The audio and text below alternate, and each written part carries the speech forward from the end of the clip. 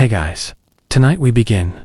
Close your eyes and picture a time when the very act of drinking wasn't a leisure activity, but a survival tactica world where the first thing you sipped after a long day of tilling fields or praying in a damp stone chapel wasn't water, but ale, weak and lukewarm, often thick with sediment and the taste of boiled grain. Imagine a Europe shrouded in mist and thatch-roofed villages, where people genuinely feared the water that flowed past their homes more than they feared the devil himself, because they could see with their own eyes what happened when someone drank from the wrong streamabout of dysentery, a trip to the village priest for last rites, and then the slow cart ride to the burial pit on the edge of town. This wasn't paranoia. It was realism.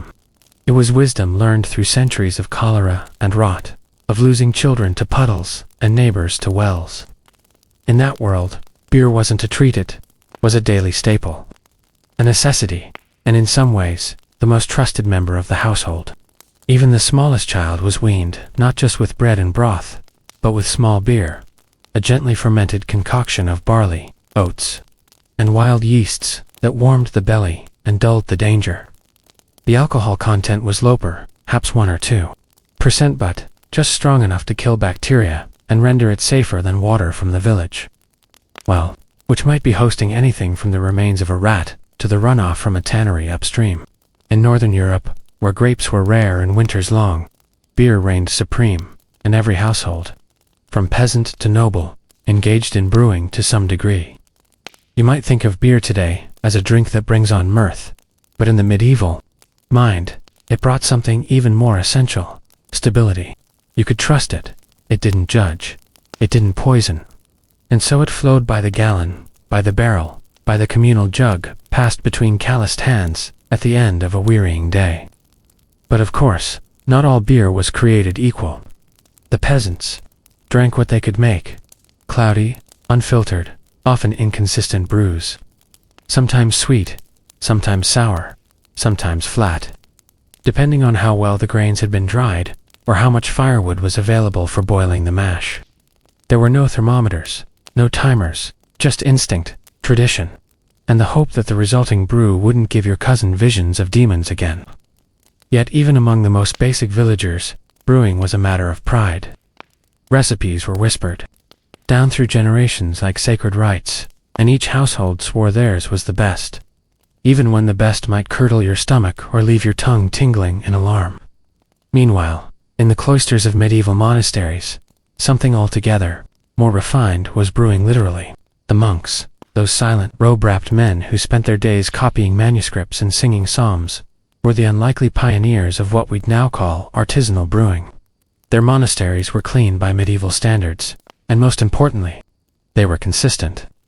The monks recorded their brewing techniques with the same reverence they gave to scripture, experimenting with ingredients and proportions, even introducing hops into the process.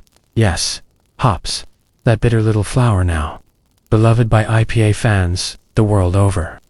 They weren't just making beer. They were creating a theological loophole. You see, during fasting periods, solid food was forbidden, but beer-rich, hearty, calorie-laden beer was not. Liquid bread, they called it, and with good reason. It nourished the body and soothed the soul. For monks, brewing wasn't a side hobby.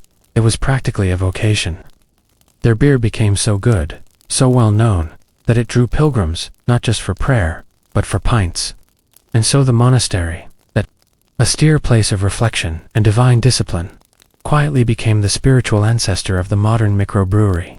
But if the monastery was a temple of beer, the tavern was its wild, unholy cousin, the chaotic heart of medieval nightlife, where peasants, merchants, travelers, and the occasional misbehaving priest gathered in dim, smoky rooms to drink, argue, gamble, sing, and sometimes wake up the next morning with a missing boot and no idea how they'd ended up sharing a floor mat with a pig.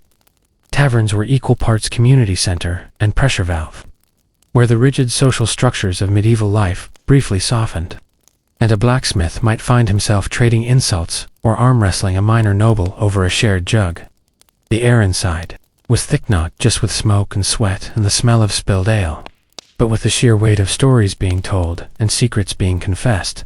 Here, drink didn't just dull the senses, it unlocked them.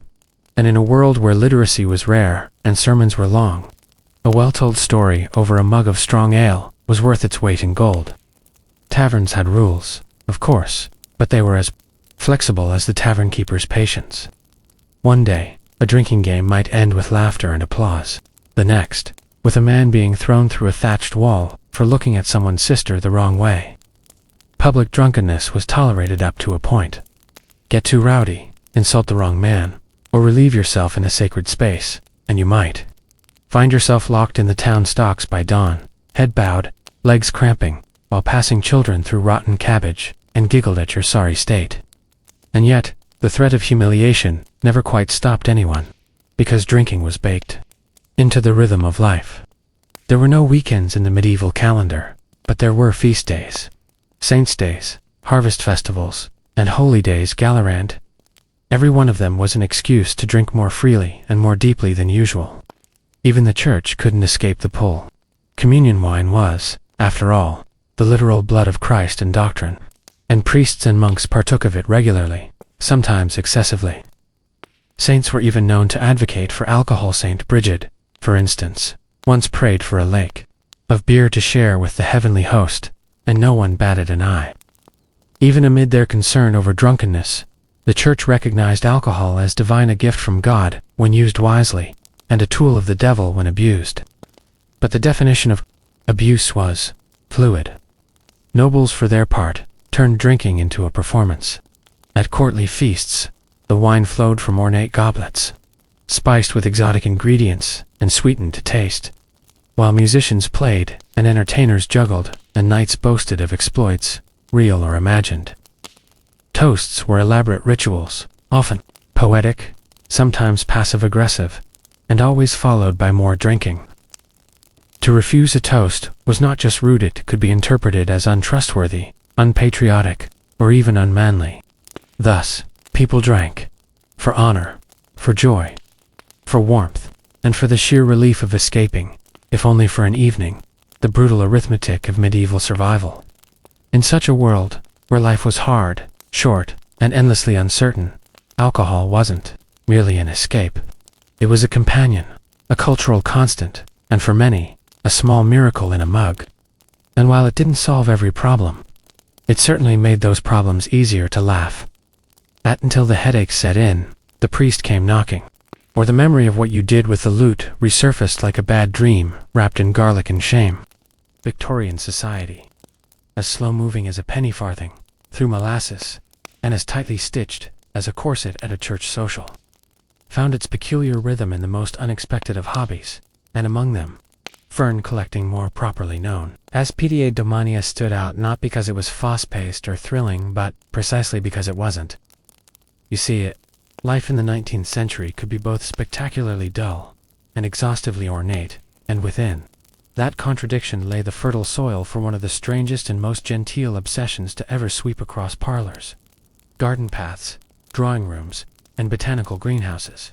The ladies of Victorian England, wrapped in crinolines and puffed sleeves, many of whom had never wielded anything sharper than a letter opener or more rugged than a lace parasol, took to the woods and glens with the delicate precision of watchmakers, to hunt for ferns, not for food, not for medicine, and not even for particularly attractive bloomsby, 'cause ferns do not flower, but for their peculiar symmetry, their near prehistoric appearance, and the status symbol that came with owning rarities in neatly pressed albums or carefully framed arrangements.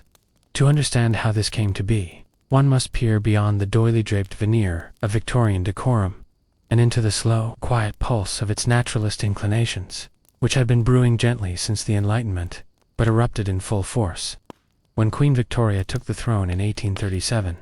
Scientific literacy was becoming fashionable within reason, and polite society had developed a taste for botany, mineralogy, and other such fields that combined the thrill of discovery with the civility of quiet study. This wasn't the kind of botany that involved muddy boots and daring climbs up windswept hills, though some daring ladies did indeed brave such terrains, often flanked by male chaperones or fellow enthusiasts. No, this was a restrained, domestic version of nature appreciation, carefully curated between tea times, letter writing, and embroidery. Ferns, unlike some more temperamental plants, had the advantage of being largely shit-living, easy to press, and capable of surviving in glass cases, known as Wardian cases, which acted like miniature greenhouses and became wildly popular in Victorian homes. Thus, the obsession was born not with a bang, but with a slow creeping frond that unfurled into every corner of middle and upper-class life. It wasn't just a hobby, it became an aesthetic. Fern motifs crept onto wallpapers, into ceramics, embroidered on handkerchiefs, etched into gravestones, and even incorporated into wrought iron gates. What began as a pastime had become a mania, hence pterandomania, a term coined by the writer Charles Kingsley in 1855 with both affection and irony, describing how otherwise respectable people were driven to distraction over leafy green specimens that most modern eyes might confuse with common weeds. But to a Victorian fern collector, each specimen represented a conquest, a discovery, and a testament to one's refinement and natural sensibility. For women, particularly those constrained by societal roles that rarely allowed for scientific contribution or overt intellectualism, fern collecting was a quiet rebellion, a way to engage with the sciences, to learn Latin plant names, to engage in taxonomical debates, and to be taken seriously within certain botanical circles. It was also a courtship-friendly activity. There are accounts of young men and women strolling through shaded groves, their baskets swinging gently from gloved hands, engaging in tender competition to find the rarest frond or most perfect fiddlehead. The tools of the trade were equally delicate and absurdly specialized ivory-handled tweezers for careful removal, notebooks bound in leather or velvet for pressing, and field guides containing carefully sketched diagrams, often annotated in impossibly neat cursive. A fashionable fern hunter might even carry a fern portfolio, a sort of botanical briefcase, with paper prepared with arsenic-laced solutions meant to preserve the color and shape of the specimens, a detail that has since horrified modern safety standards but was quite acceptable then. The more elite collectors sometimes hired local children to scour the hills for them, turning it into an odd kind of subcontracted botanical enterprise. In some cases, whole families were drawn into the pursuit, making it a shared activity that bridged generations, gender roles, and class lines, albeit gently. The social dynamics of fern collecting were just as intricate as the ferns themselves. One could not simply collect any old fern. There was an unspoken hierarchy. Some ferns were too common to be worth framing, while others, particularly the rarer varieties like the Killarney fern or the adder's tongue, conferred prestige upon their discoverers. There were even underground networks of traders who swapped or sold rarities discreetly, lest one be seen as crass or commercial about it. Gardeners at stately homes sometimes secretly smuggled out roots or spores to earn extra coin, leading to a strange black market of fronds and roots whispered about in greenhouse corners. Newspapers of the time occasionally published satirical cartoons of foppish gentlemen tumbling over cliffs in pursuit of elusive specimens, or of women swooning at the sight of a particularly well-formed frond. Yet, even the satire only served to further cement fern collecting as a recognizable cultural phenomenon. Of course, the proliferation of ferns in visual culture wasn't accidental. The Industrial Revolution, which had unleashed soot and machinery upon the landscape, had also driven a longing for nature, especially nature that could be controlled, framed, and brought indoors. Ferns, ancient, undemanding, and lush, fit the bill perfectly. Unlike roses or lilies, which demanded sunlight and attention, ferns merely asked for a bit of shade and humidity, making them ideal for the foggy corners of Victorian drawing rooms. The Wardian case, named after Dr. Nathaniel Bagshaw Ward, was originally designed to transport plants across great distances without damage from salt air or poor soil. But when it was adapted for home use, it became a centerpiece in many a household, both functional and decorative. Within these glass enclosures, ferns flourished in self-contained ecosystems, drawing admiration from guests and offering ladies something to fuss over besides calling cards and social calendars. And fuss they did. Some fernery owners kept meticulous logs of growth patterns, humidity levels, and soil composition. They engaged in correspondence with other collectors, sharing dried specimens in the mail, and exchanging anecdotes about particularly successful cultivation attempts. Gardening magazines often featured fern-specific columns, and botanical societies began to form fern-specific offshoots. It was, quite literally, the plant of the decade. But as with all trends, even those that unroll slowly, like a bracken frond, in morning light, fern fever eventually began to fade.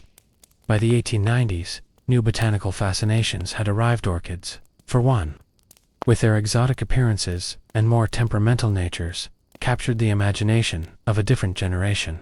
Some fern collectors moved on to algae or fungi, others to mineral collections or amateur entomology.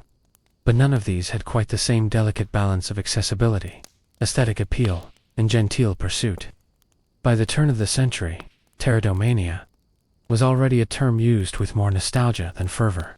Albums of dried ferns found their way into attics and charity shops, and Wardian cases became curiosities themselves, replaced by simpler indoor plants, or forgotten entirely in favor of electric lighting and gramophones.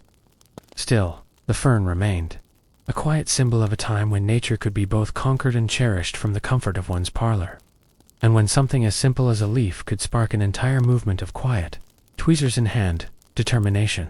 Today, those dusty fern albums and overgrown ferneries tell a gentle story, one not of empire or invention, but of people, especially women, who found in the fronds a way to connect with the world beyond their windows, to participate in science, without scandal, and to shape a corner of the world, however leafy and small, according to their own design.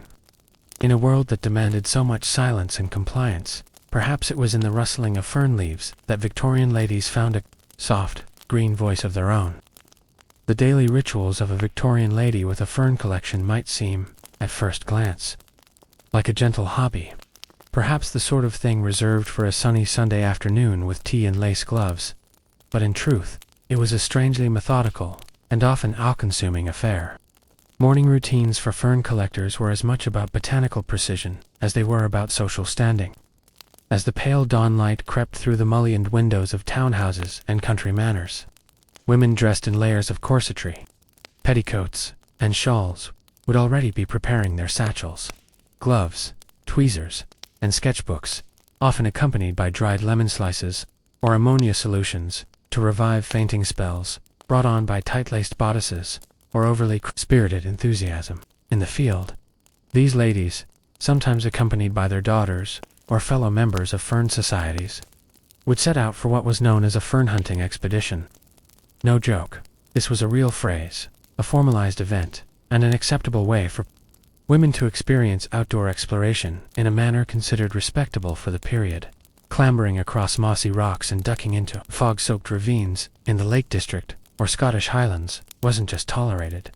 It was fashionable, so long as one did it in proper boots and gloves, and was accompanied by either a suitable chaperone or another equally devoted collector. The goal of these trips was more than just the acquisition of another Polypodium vulgare or Asplenium trichomonias. These ladies were obsessed with finding new or rare variants. A frond that curled abnormally or displayed unusual spores was a treasure and would be noted in the collector's log, carefully clipped using special silver fern scissors. Yes, they had those, and placed between pages of a portable pressing book lined with blotting paper and labeled with Latin names written in ink. To the modern eye, it might seem an odd contrast. Women in bustled skirts crouched beside a muddy stream bank, gingerly lifting ferns with tweezers like surgeons, then consulting botanical texts they had brought in satchels slung over their shoulder, each page marked with ribbon bookmarks and marginalia. The classification of ferns was not merely a hobby, it was a science, and a social one at that. Botanical drawing was expected as well. Women who could illustrate the curvature of a frond accurately, using graphite or colored pencils. EARNE. D. Admiration not only for their artistic ability, but for their scientific credibility. The fern albums they created were often bound in fine leather, embossed with their initials in gilt, and stored in drawing rooms alongside family Bibles or travel journals. Visitors would be shown these with quiet pride, and in some cases, the albums served as calling cards, or even marriage bait, evidence that the woman in question was both refined and intellectually capable. Yet behind this seemingly genteel pastime lurked more eccentric tendencies. For one, many Victorian women believed ferns held symbolic properties, moral strength, purity, and humility, which made them popular in courtship rituals. It wasn't unusual for a pressed fern frond to be enclosed in a letter, tied with blue ribbon, and sent across town to a would-be suitor. Some ladies reportedly refused marriage proposals unless the gentleman could correctly identify at least 3 species of fern. There were even rumors that certain women had trained their housemaids to whisper Latin fern names into ear trumpets at social functions so they could appear more knowledgeable during conversation. The obsession reached such intensity that fern motifs spilled into every corner of Victorian decor: wallpapers, ceramics, wrought iron gates, and even christening gowns were festooned with fern patterns. This wasn't an accident. The fern represented something both ancient and mysterious, a plant that reproduced without flowers or seeds, that emerged fully formed from damp, shadowy corners of the earth, and that defied the usual rules of classification. In a society that imposed tight boundaries on female behavior, the fern was a kind of subtle rebellion. Women could not vote, and they rarely held university positions. But through pterodomania, the name given to the Victorian fern craze, they carved a legitimate space in the scientific world. Some became correspondents of prominent botanists. Others submitted dried specimens to museums or joined fern clubs.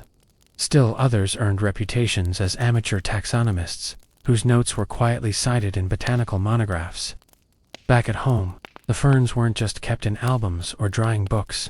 Many women cultivated fern cases, small glass greenhouses that resembled ornate treasure chests, often displayed in parlors or drawing rooms. These were the ancestors of the modern terrarium, and were considered essential for any serious fern enthusiast. Constructed with brass hinges, etched glass, and elaborate wooden bases, these cases required constant attention. The humidity had to be regulated with tiny cups of water or moistened moss.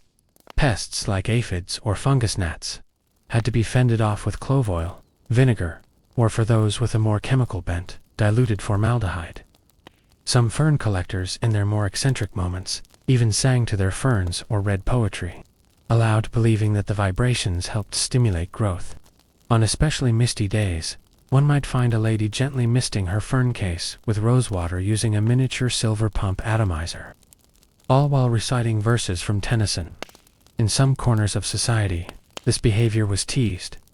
Comic magazines depicted fern-obsessed ladies with fronds sprouting from their hair, like botanical medusas.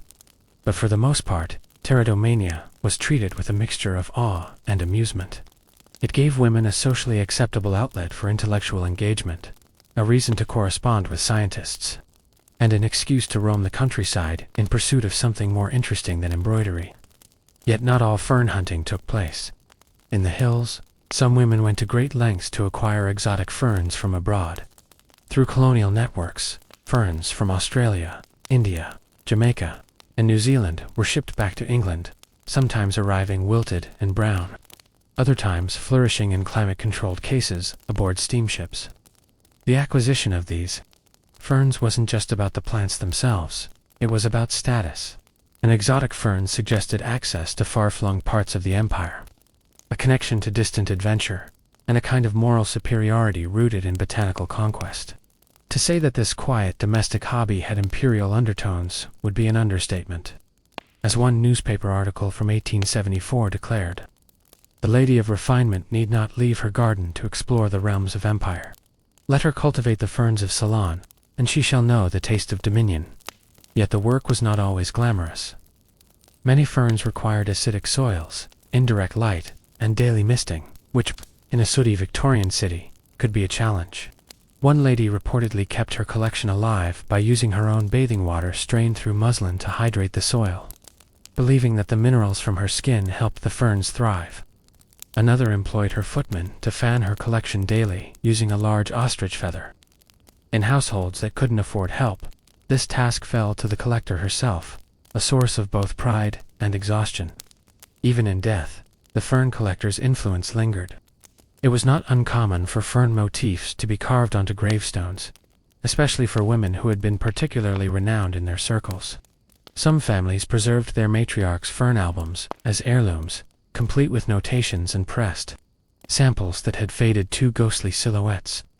In a world that often erased women's contributions, the humble fern stood as a leafy monument to quiet perseverance, intellectual curiosity, and Victorian eccentricity. The daily rhythm of the medieval blacksmith's life was dictated not by clocks, which were rare and mostly confined to monasteries or cathedral towers, but by light, temperature, and the eternal demands of iron. As dawn peeked through the mist, and the roosters made their predictable racket, the blacksmith would already be up, either kindling the coals that had smoldered all night under a thick layer of ash, or walking with stiff legs down the narrow lanes of the village toward his shop, pulling open the wooden shutter to let in the pale morning light. The forge itself would be a simple structure timber-framed, wattle and daub walls, roofed in thatch or slate if one was lucky on within it. The scent was unmistakable, a heavy nose-filling blend of soot, sweat, charred iron, old leather, and sometimes the faint acidic temps of vinegar used to quench and clean the blades. The hearth, positioned centrally, had to be fed not just fuel, but air, which meant manually pumping a bellows, often for several long, shoulder-aching minutes before the coals reached the right color-glowing orange, verging on white. It was only then, as the temperature climbed to around 20 degrees Fahrenheit, 193 degrees Celsius, that the blacksmith could start his actual labor. And what a labor it was! Nothing dainty or poetic, just an endless parade of raw material turned into slightly less raw material. Iron bars, pig iron billets all stacked nearby, sometimes rusty, sometimes cracked, awaited transformation, and this transformation was performed through force.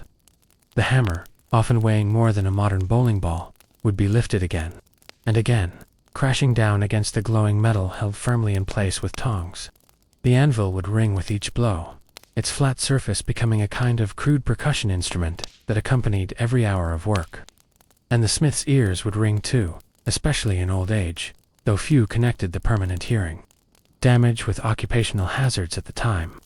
Repetitive strain injuries were rampant before such a phrase ever existed. Elbows inflamed, backs bent, knees ruined from standing on uneven stone or dirt floors, hands calloused and cracked, not just from the heat, but from the steady abuse of manipulating stubborn metal. But the job didn't stop there. The blacksmith had to be a jack of all trades. He might be shaping horseshoes in the morning and mending a plowshare by noon, or forging nails, hinges, keys, and sickles, all in the same day. He had to know how to harden steel by quenching it in water or oil, though doing it too quickly or at the wrong angle might warp or crack the piece entirely, forcing him to start from scratch. He had to keep one eye on his tools, making sure his hammer hadn't developed a splintered shaft that might snap mid-swing and send it flying into a customer's face, always bad for business, and the other eye on the apprentices, who, with varying degrees of enthusiasm, fetched coal, swung smaller hammers, or tried to copy his techniques with predictably clumsy results. Apprenticeship was not a glamorous beginning. Many boys were sent to the forge around age 12, and spent the first year doing little more than cleaning, stoking fires, hauling buckets of water, or sweeping up iron filings that collected in grimy corners.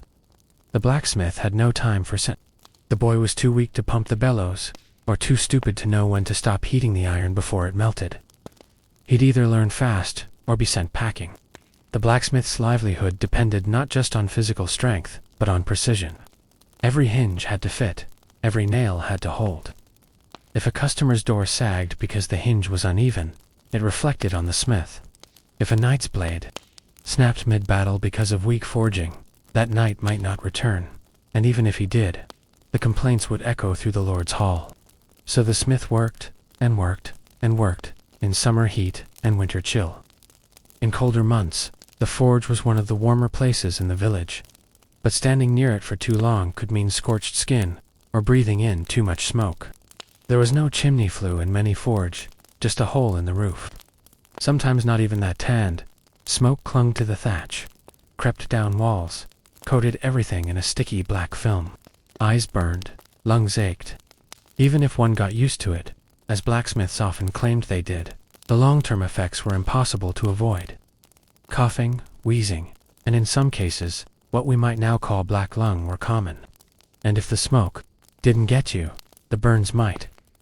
Singed eyebrows, scorched sleeves, blistered fingers from tongs that slipped, or anvil sparks that danced unpredictably. Injury was constant, and pain a companion so regular it didn't even merit comment. And amid all this, the blacksmith had to act like a businessman. He needed to negotiate with the local reeve or steward about payment in coin, goods, or favors. Sometimes, a villager could only offer eggs, firewood, or the promise of a future piglet in return for a new hinge or scythe repair. Credit was extended cautiously.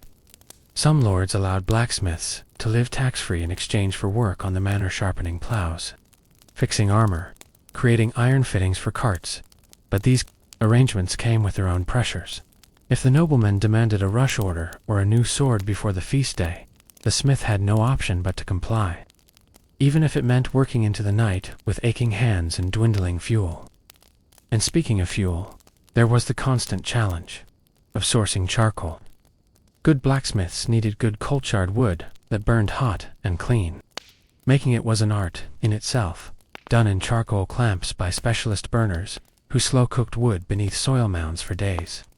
If a shipment didn't arrive or arrived damp, the entire forge's productivity suffered. The smith might curse, throw a half-made tool across the room, and sit on a stool for hours, waiting for the fire to recover enough heat. And then there was iron. It wasn't always readily available. In some regions, blacksmiths had to rely on scrap, melting down old tools, chains, or broken horseshoes. Others struck deals with itinerant traders, or walked miles to fetch small shipments from ironworks or bloomeries, where iron was laboriously extracted from ore, and even then, the quality varied. Impurities could ruin a blade or weaken a latch. Despite all these difficulties, the blacksmith couldn't afford to fall behind. The village depended on him not just for tools, but for continuity. The smith was expected to repair everything. The wheelwright needed nails, the carpenter needed hinges, the farmer needed a mended hoe, and the reeve wanted new keys made for the barn. A blacksmith who couldn't keep pace might find his customers drifting to the next town, or a younger smith undercutting him. And all this toil, danger, and responsibility was rarely rewarded with prestige. The smith had social importance. He was essential, but not social status. He didn't dine with the reeve. He wasn't praised in song or sermon. In fact, some regarded him with a hint of suspicion.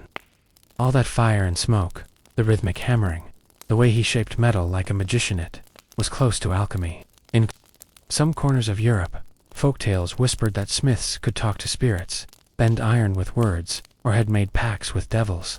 One slip of the tongue, or a burned item returned, could spark gossip that lasted weeks. So the blacksmith lived in a space between admiration and anxiety, respected but rarely loved. His life was one of sacrifice, solitude, and soot, performed against the backdrop of clanging steel, bitter cold mornings, and anvil-ringed evenings. A candle might burn long after midnight in the forge's window, casting flickers of orange on the cobbled street, while the rest of the village slept.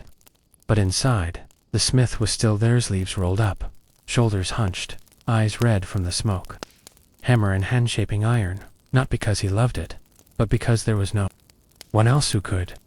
In the quiet shaded gardens of England's countryside manors, where the hum of bees mingled with the rustle of petticoats and the distant chime of tea bells, the obsession with ferns continued to evolve into a pastime that was increasingly methodical, quietly competitive, and oddly ritualistic. By the 1860s, fern collecting had blossomed into a social code among many upper and middle-class women, with its own hierarchy, language, and a strangely devotional air. Ladies did not merely gather ferns, they pursued them with a deliberate seriousness that might surprise the modern mind. It was no longer enough to snip off a frond from a shaded bank and press it between the pages of a floral journal.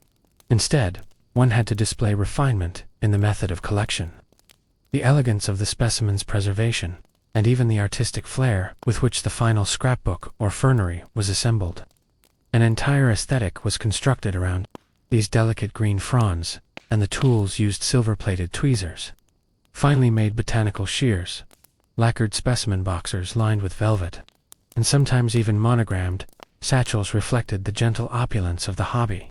Yet for all its dainty appearances, fern collecting required a rather intense level of planning, travel, and even physical labor. Some ladies would rise at dawn, don a pair of sturdier walking boots beneath their skirts, and trek out into damp woods or marshy valleys for hours, hoping to spot a rare Polystichum sediferum, or perhaps the elusive moonwort, hiding among mossy stones. Their sketchbooks were filled with annotated diagrams, watercolors, and sometimes detailed coordinates, almost like naturalist treasure maps, of where specific specimens could be found. Competition, though unspoken, simmered beneath the surface. Hosts at dinner parties might subtly boast about the very fine example of Asplenium adiantum nigrum they had discovered near Tintagel last summer, or the unusually curled variety of Hart's tongue fern they had managed to cultivate in their conservatory. Others formed fern societies, mostly informal at first, gathering over tea to compare pressed fronds or to share rumors about a fern hunting expedition into some forgotten dell in Wales. A rare or malformed fern could quickly become the stuff of social legend, and if one were lucky enough to possess a unique variation, it might be named after the collector in honor, coveted by many. To accommodate the growing fascination, shops in places like Bath and London began to specialize in fern-themed goods. Embroidered fern motifs on gloves, fern-patterned wallpaper and china, parasols painted with soft green foliage, and even hair combs carved in the shape of unfolding fronds. The Victorians, in their delightfully literal way, found no contradiction in merging botany with decoration. The fern, after all, represented not only nature's hidden mysteries, but also a kind of moral respectability, was non-sexual, symmetrical, and cleanly structured, embodying the kind of gentle femininity that Victorian ideals so adored. Yet not everyone saw the hobby as entirely harmless. Some conservative voices within the church quietly fretted that young women wandering into secluded woods to look for ferns might fall victim to less wholesome impulses or worse, be noticed by male ramblers and naturalists doing the same. There was a mild scandal in 1865 when a young clergyman published a series of satirical essays under the pseudonym Fanny Fernroot, mocking the supposed purity of fern-crazed ladies and describing fictional escapades involving moonlight trysts and botanic misadventures. While it was all meant in jest, the essays sparked a flurry of indignant letters in regional newspapers, some defending the decency of lady botanists, others rather enjoying the idea that fern collecting might harbor unspoken freedoms beneath its chaste exterior. And perhaps there was truth to that, for many Victorian women confined by the corsets of domestic expectations, fern collecting offered a rare excuse to wander, explore, and claim space in the wild. Alone, or in small groups, they could escape parlors and drawing rooms to clamber over rocks, kneel in damp soil, and experience the quiet thrill of discovery. There was a tactile intimacy to handling a fern, examining the delicate pattern of sori on the undersides of its fronds, or gently teasing out a root from between crevices. It was, in some ways, a kind of rebellion wrapped in gentility. The culture surrounding fern collecting also gave rise to certain eccentric behaviors. Some ladies developed nicknames for their favorite ferns, or whispered of them as if they were secret confidants. Others meticulously catalogued not just the plant's Latin name, but their emotional reactions upon finding them. Such as sighed aloud upon encountering felt a strange affinity for its lonely perch on the stone. This blend of science and sentiment became a hallmark of the era's amateur botany, a genre of observation that was as much about the collector's interior world as it was about the flora. Some fern enthusiasts took to reading aloud from Wordsworth or Tennyson while sitting beside their prized fern grottos, hoping the vibrations of good poetry might encourage their plants to flourish. A few even composed original verse in honor of specific species, like the melancholic Dryopterus Felix Mays, which some associated with themes of solitude, decay, and nature's quiet persistence. And then there were the fern albums, those beautiful, often leather-bound books filled with carefully pressed fronds, arranged with such symmetry and grace that they became art objects in themselves. Some were given as gifts between friends, each page inscribed with flowing cursive poetry or seasonal. Others were guarded jealously, only brought out on special occasions like a family Bible. A well-made fern album could serve as a conversation piece, a travelogue, a diary, and a display of personal taste all at once.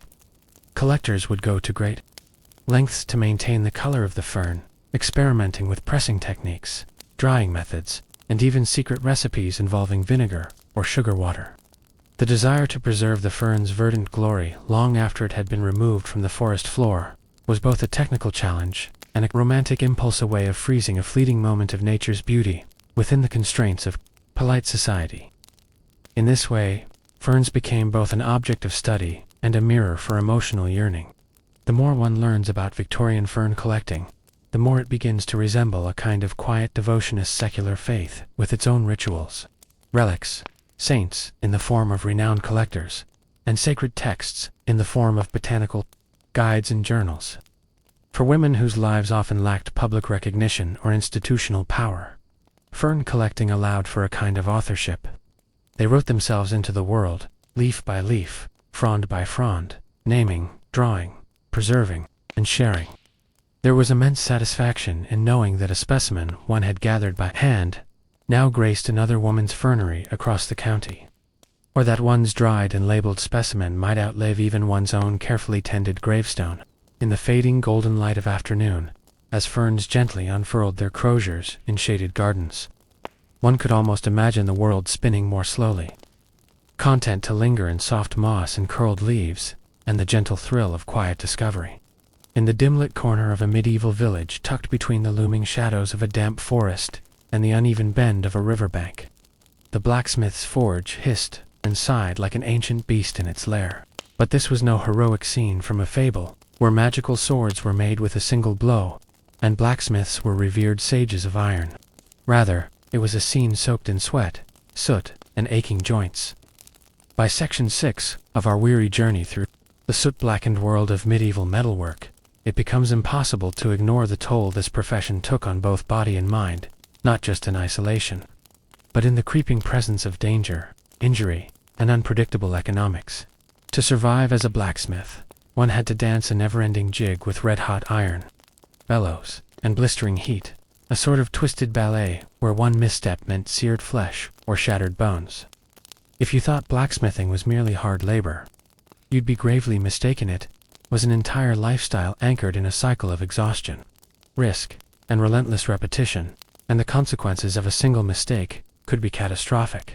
The very nature of the job ensured that every part of the body was strained. The arms, constantly swinging heavy hammers, grew disproportionately muscular, while the knees, ankles, and lower back endured the cruel agony of standing for hours on hard-packed earth or flagstone floors. A blacksmith's lungs, meanwhile, paid the quietest but steepest toll, as they inhaled a steady blend of charcoal dust, ash, and metallic fumes, often leading to chronic respiratory issues before they'd even reached middle age. But they couldn't afford to stop. Rest was a luxury only wealthier tradesmen or clergy might dream of. The village blacksmith wasn't simply a tradesman. He was a utility, a walking machine, constantly demanded by neighbors, soldiers, farmers, monks, and millers. Everyone needed something. Plowshares repaired, horseshoes replaced, broken swords reforged, chains and hinges and locks fashioned anew. And if a job went wrong, well, that was another hidden hell.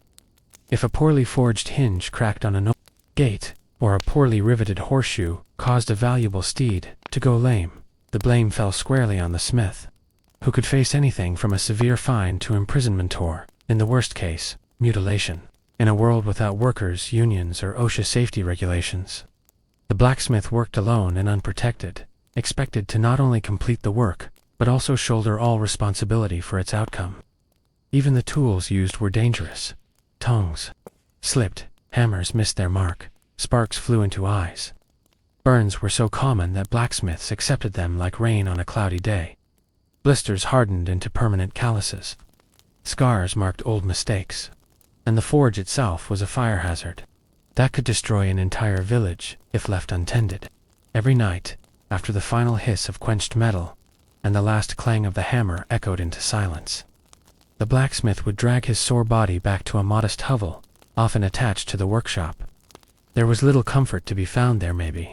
A straw mattress crawling with fleas, a thin wool blanket, and a modest supper of rye bread, ale, and perhaps salted meat if business had been good. But even sleep offered no peace. The unceasing demands of the job meant the blacksmith was often woken in the middle of the night. Maybe a panicked farmer whose ox lost a shoe, or a traveling knight with a snapped sword in desperate need of repair before dawn. The job followed him into his dreams, hammering relentlessly in his mind even as he tried to rest. Then there was the issue of apprentices. A master blacksmith was expected to take on young lads, often from the age of 12 or younger, to teach the craft. These boys too small to swing hammers efficiently, but quick enough to fetch coals or operate bellows, would crowd the already cramped workshop, often getting underfoot or injuring themselves. The master had to train them, feed them, house them, and discipline them often, with the same iron severity used to shape metal. And the process could take 7 years or more before an apprentice became a journeyman. It was not uncommon for these apprentices to suffer injuries so severe they couldn't continue the trade, becoming burdens on the household or the village. And unlike modern teaching, where patience is prized, a blacksmith's temper could be as hot as his forge. Mistakes made in the shop, dropping a mold, overheating a blade, misplacing a tool, were met with shouting, and sometimes worse. But it wasn't all hardship of a physical kind. The blacksmith lived under constant mental stress, navigating village politics, managing supply chains for raw materials like charcoal, iron, and steel, haggling over prices with traveling merchants, and sometimes even dealing with guild regulations or corrupt tax collectors.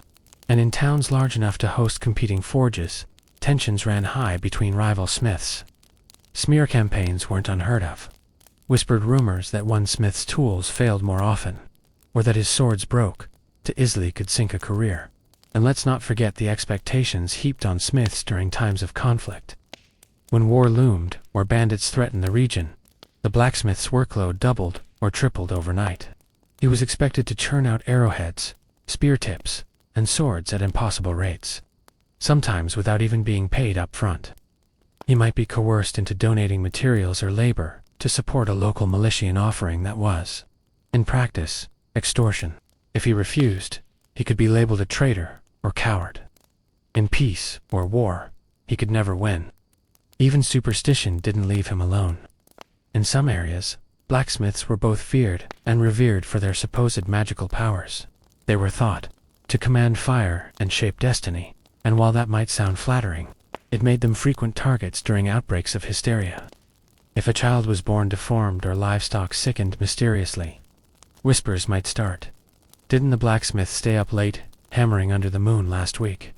In some regions, particularly in early medieval Europe, smiths were accused of sorcery or consorting with demons, and the punishments for those accusations: grim, torture, exile, or even execution. The forge that once symbolized craftsmanship became, for some, a symbol of dark arts. And yet, despite all this, blacksmiths were not rich. Most lived modest lives, never climbing the social ladder. Their wealth was measured in the iron bars stacked in the corner of the shop, or in the copper coins dropped into calloused palms at the end of a long week. And even those coins could vanish quickly, used to buy more coal, replace worn tools, or pay local taxes. The idea of a blacksmith retiring was laughable.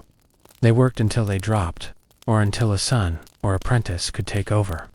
In some villages, when an old smith passed away, it was seen as a crisis, especially if no one else knew how to repair essential tools. The forge would fall silent, the village would grumble, and farmers would trudge off in search of another smith, perhaps miles away. So yes, while the clang of a blacksmith's hammer might sound romantic from a distance, up close, it was a rhythm of survival, a life forged under pressure, cracked by strain, and tempered by sheer willpower. A hard job, certainly, but one that literally held together the hinges, wheels, weapons, and hopes of the medieval world. As the forge fires glowed day after day, and the bellows exhaled their breath into the relentless heat of the smithy, the medieval blacksmith's world remained largely unchanged, year after year, generation after generation. But beyond the physical and environmental torment, There was a social weight that blacksmiths bore in their villages, one that was often contradictory and isolating. You see, on one hand, the blacksmith was indispensable. No one could plow fields without a working share, and no one could defend their village without swords, axes, or arrowheads. Horses could not be shod, gates could not be mended, hinges could not be replaced, and nails could not be forged unless the blacksmith agreed to take on the job. So in some sense, he was a vital cog in the feudal machine. Yet on the other hand, the blacksmith occupied a strange space in the social hierarchy. He was respected for his skill, yes, but also feared or distrusted. Why? Because the average villager couldn't understand the process of turning raw or into glowing metal that could be shaped at will. It was alchemy before alchemy. To most peasants, the smith's ability to tame fire and reshape the earth's crust into tools of survival and destruction bordered on sorcery. Some blacksmiths leaned into this, cultivating mystery, muttering charms under their breath, or decorating their shops with strange runes. Others rejected it, trying to appear pious and straightforward to dispel rumors. But the result was always the same: they were set apart. Never quite just a tradesman, never quite a priest, and never fully one of the villagers. The blacksmith could be seen as a figure of both utility and unease. In more remote parts of Europe, some blacksmiths were even thought to possess healing powers. If a child was ill, a mother might bring the infant to be passed through the smoke of the forge, believing that the smith's fire could burn away evil spirits or sickness. In times of plague, the local lord might summon the smith not to forge weapons, but to hammer loud noises from a special anvil, under the belief that sound and metal could drive away the devil or disease. These traditions blurred the line between medicine and superstition, and placed blacksmiths in an even more peculiar cultural role: part craftsman, part local wizard. But for the smith, such beliefs could be dangerous. In times of fear or famine, suspicion turned into scapegoating. Some were accused of cursing the crops or harboring demons in their furnaces. A single bad harvest might bring a frightened mob to a smith's door, demanding to know what kind of metalwork he'd been doing. And while we might think of the Middle Ages as brimming with open bonfires and carefree superstition, it was also a time of harsh judgment and swift punishment. A blacksmith who gained too much reputation for strange behavior might find himself accused of heresy, especially as the church grew more powerful and less tolerant of folk beliefs. The job also took a toll on the smith's family life. While most peasants worked with their kin in the open fields, the blacksmith toiled alone in a hot, dark corner of the village, often behind closed wooden doors or stone walls. His children would rarely be at his side, due to the danger of flying sparks and heavy tools. His wife might help keep accounts or manage small domestic chores, but she would never be allowed near the forge itself, for it was seen as a man's domain, a place of masculine transformation, of war and work, and the whispering roar of the fire. As a result, blacksmiths were often solitary figures, eating meals apart or retiring early due to fatigue, their soot-covered faces and deafened ears separating them further from the community. And let's not forget the constant threat of injury. One poorly aimed hammer blow, and a finger could be crushed beyond use. A single lump of slag hurled up by the bellows could blind an eye.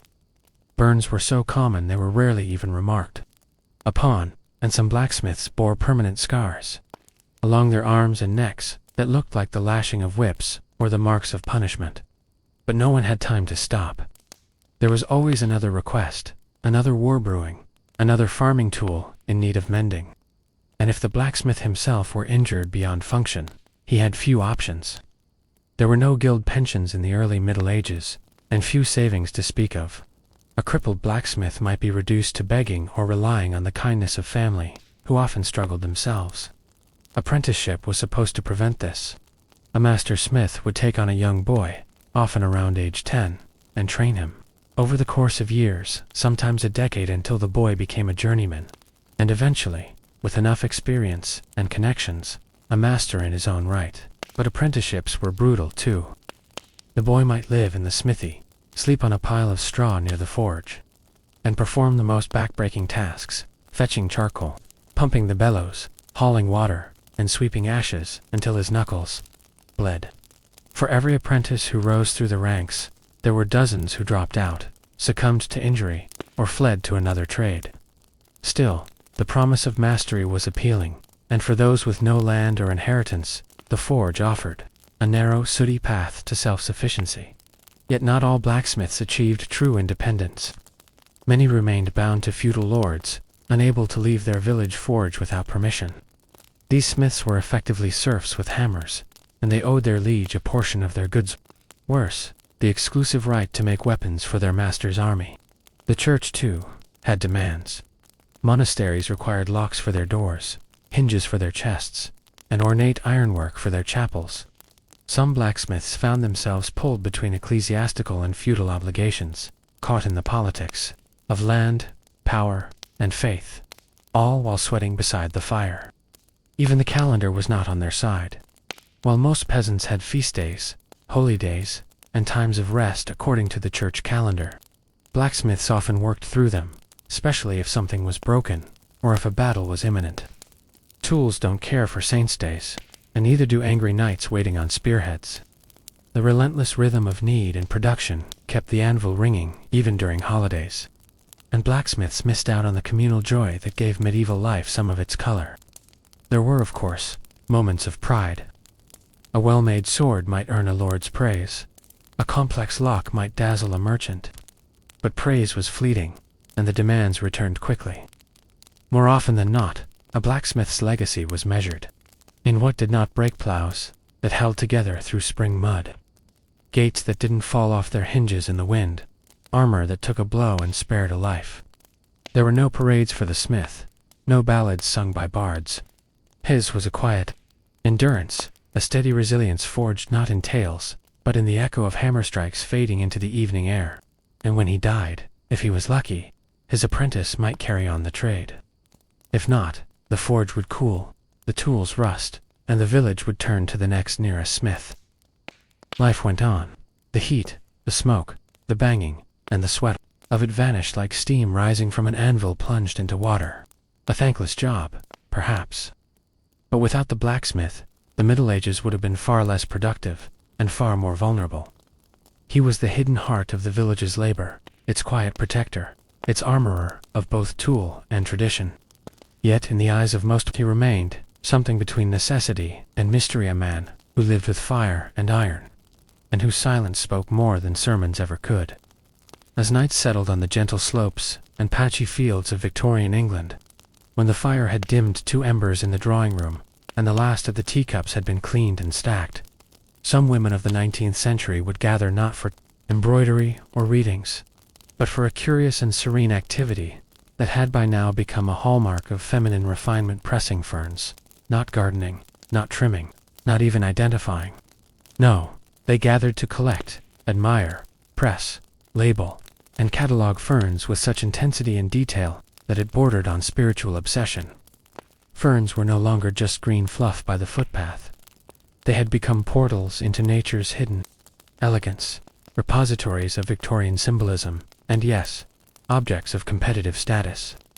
You may be surprised to learn that in these precise moments of silence, crouched beside mossy stone walls or tucked along brambled paths with tweezers in hand, a certain type of woman felt entirely alive.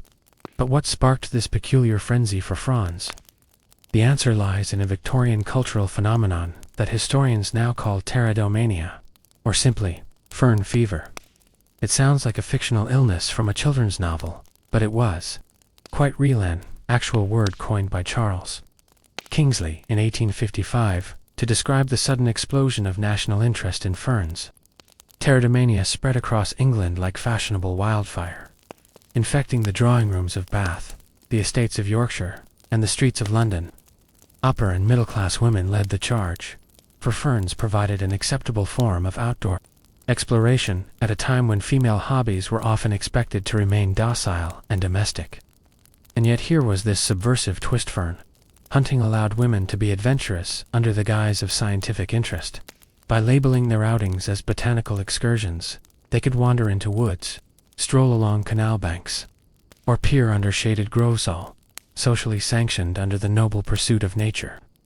Many carried what were known as fern albums, elaborate scrapbooks designed to store carefully pressed and labeled specimens. These albums weren't simple folios. Either they were often leather-bound, gold-trimmed, and filled with handwritten notes cataloging the species, location, and date of each fern's collection. Some even included poetry, sketches, or bits of philosophical reflection. For these women, ferns were not just plants. They were emblems of aesthetic beauty, emotional solace, and intellectual curiosity. What's more, they offered a quiet rebellion against the rigidity of the drawing room world. While ferns had long existed in the natural world, the Victorians perceived them as something ancient, almost mystical. They were seen as remnants of a prehistoric earth, strange and untouched by modern corruption. This air of mystery only added to their appeal. In a society obsessed with classification and order thanks to the rising influence of natural science, ferns offered both structure and mystique. Their various species could be neatly categorized, but their habitats were wild and untamed. This duality made them irresistible. At the height of pterodomania, you could find fern motifs in everything: textiles, wallpaper, ceramics, jewelry, and even gravestones. There were entire greenhouses built for the purpose of growing ferns called ferneries, and some homes even constructed small fern cases that acted as indoor botanical sanctuaries. These were often ornate glass boxes, filled with soil, stones, and a curated collection of delicate ferns, maintained like miniature Edenic worlds. In this way, a woman might spend her morning gathering ferns in the countryside, then return home to cultivate them within her drawing room's carefully controlled fern case, as if taming the wild beauty of nature itself. And yes, tweezers played a starring role in this world. Not just any tweezers, mind you, but delicate, specialized ones crafted for the collection and handling of the fragile fronds.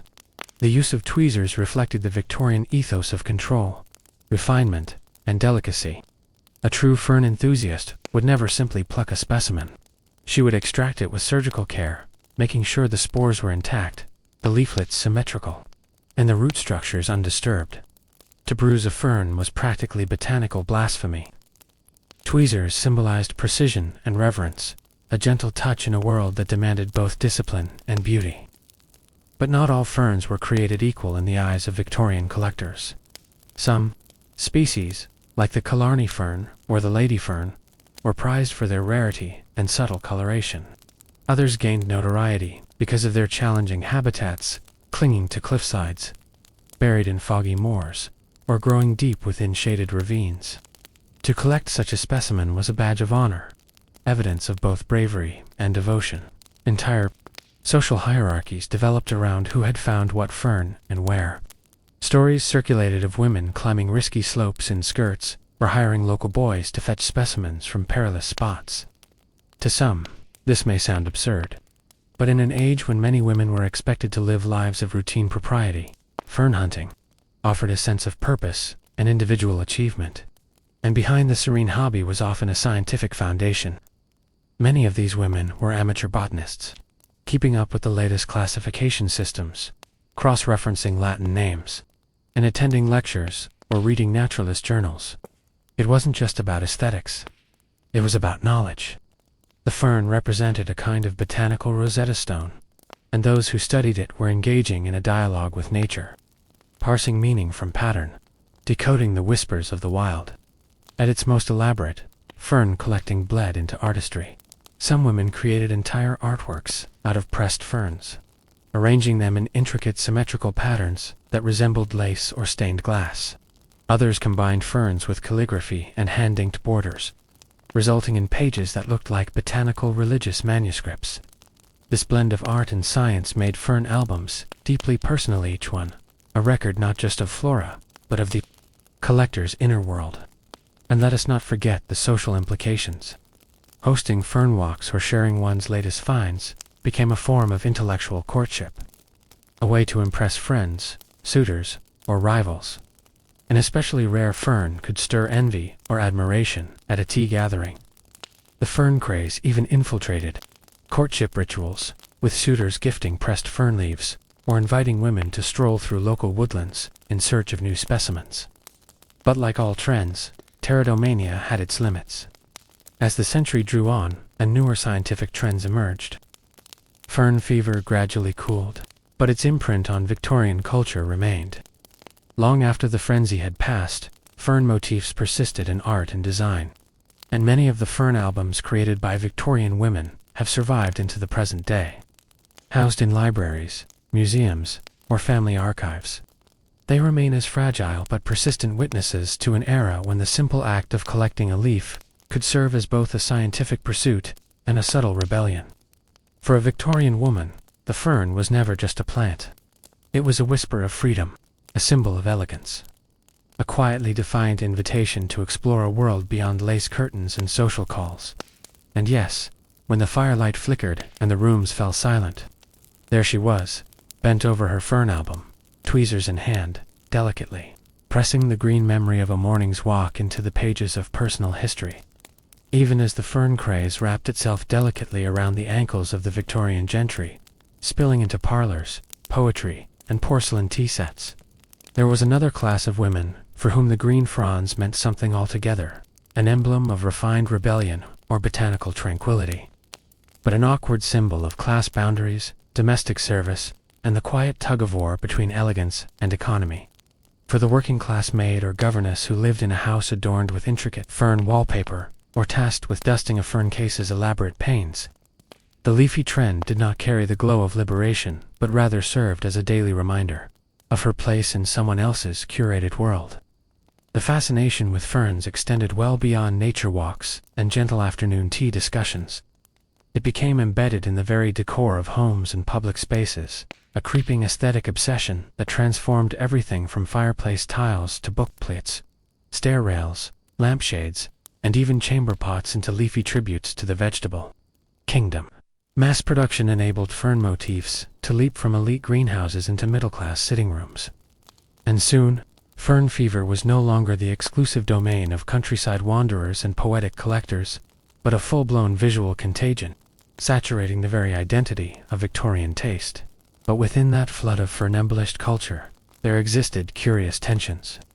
The more widely available fern patterns became through printing presses and ceramic factories, the more they lost their exclusivity, prompting elite collectors to double down on rarer, more exotic species to distinguish themselves from the general populace, who might merely decorate their homes with imitation ferns. Thus, a divide grew between those who curated real specimens, who pressed, labeled, and lovingly documented their living collections, and those who merely surrounded themselves with mass-produced ferns as decorative shorthand for good taste. This duality created a peculiar pressure for many women, especially those in the aspiring middle class, to maintain not only the appearance of fern appreciation, but also to demonstrate genuine botanical knowledge. It was not enough to hang fern-printed curtains.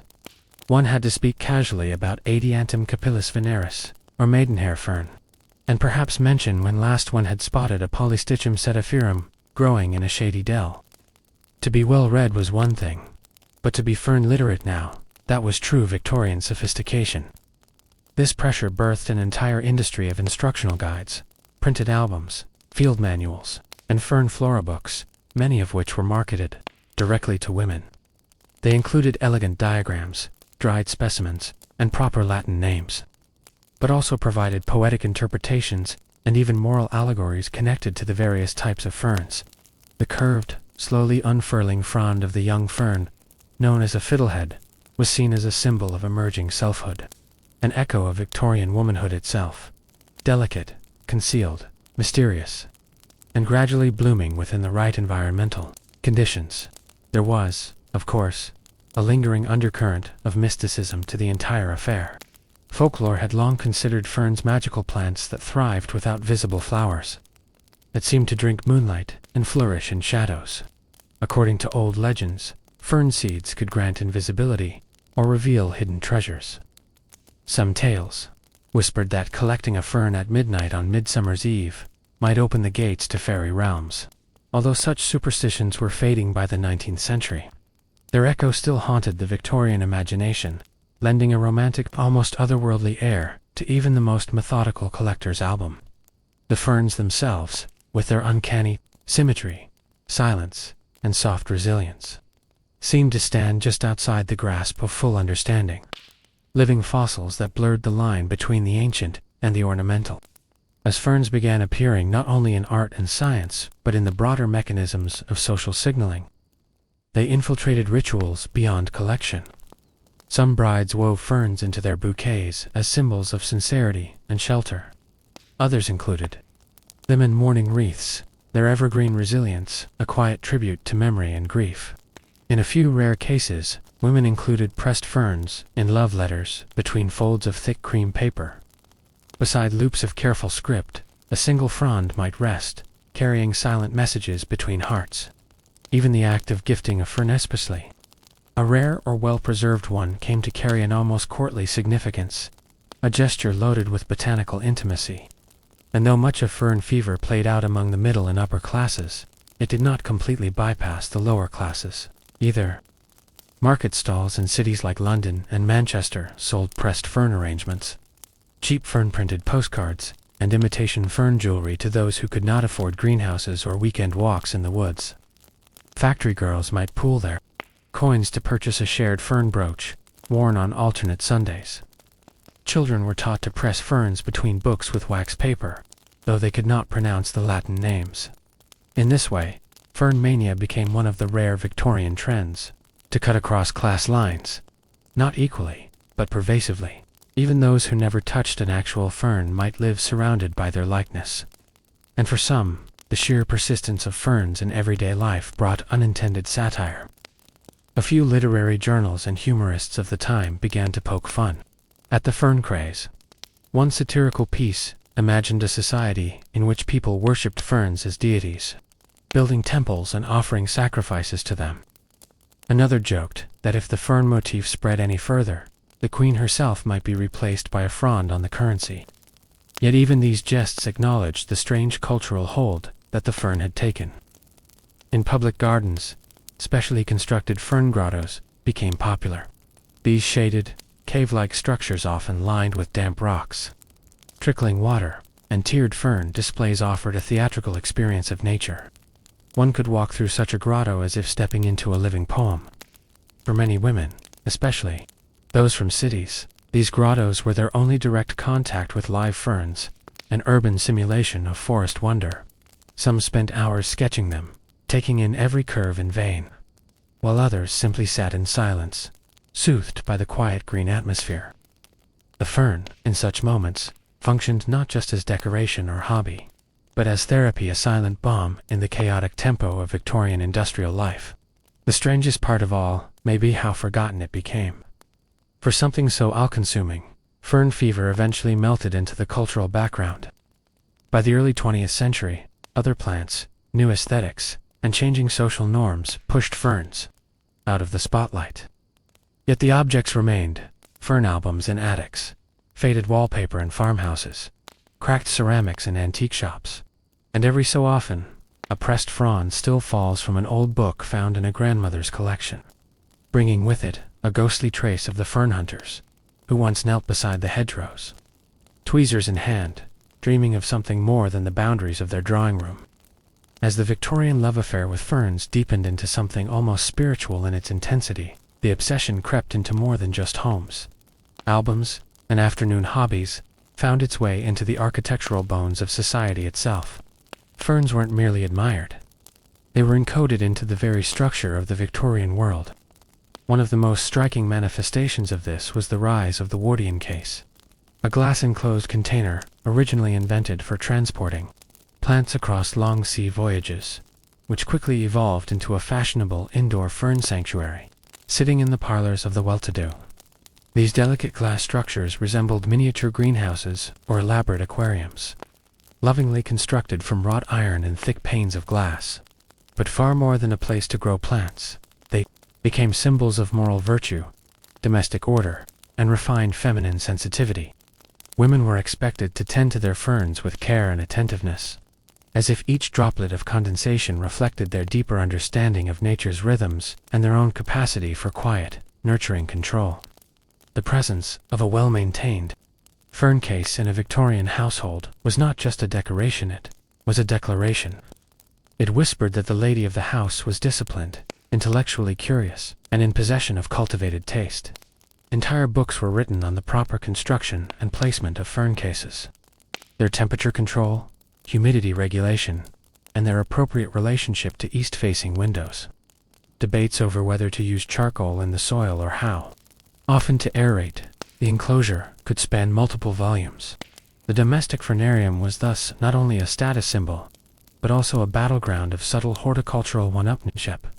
And yet, curiously, these fragile cases became stages for tiny private dramas.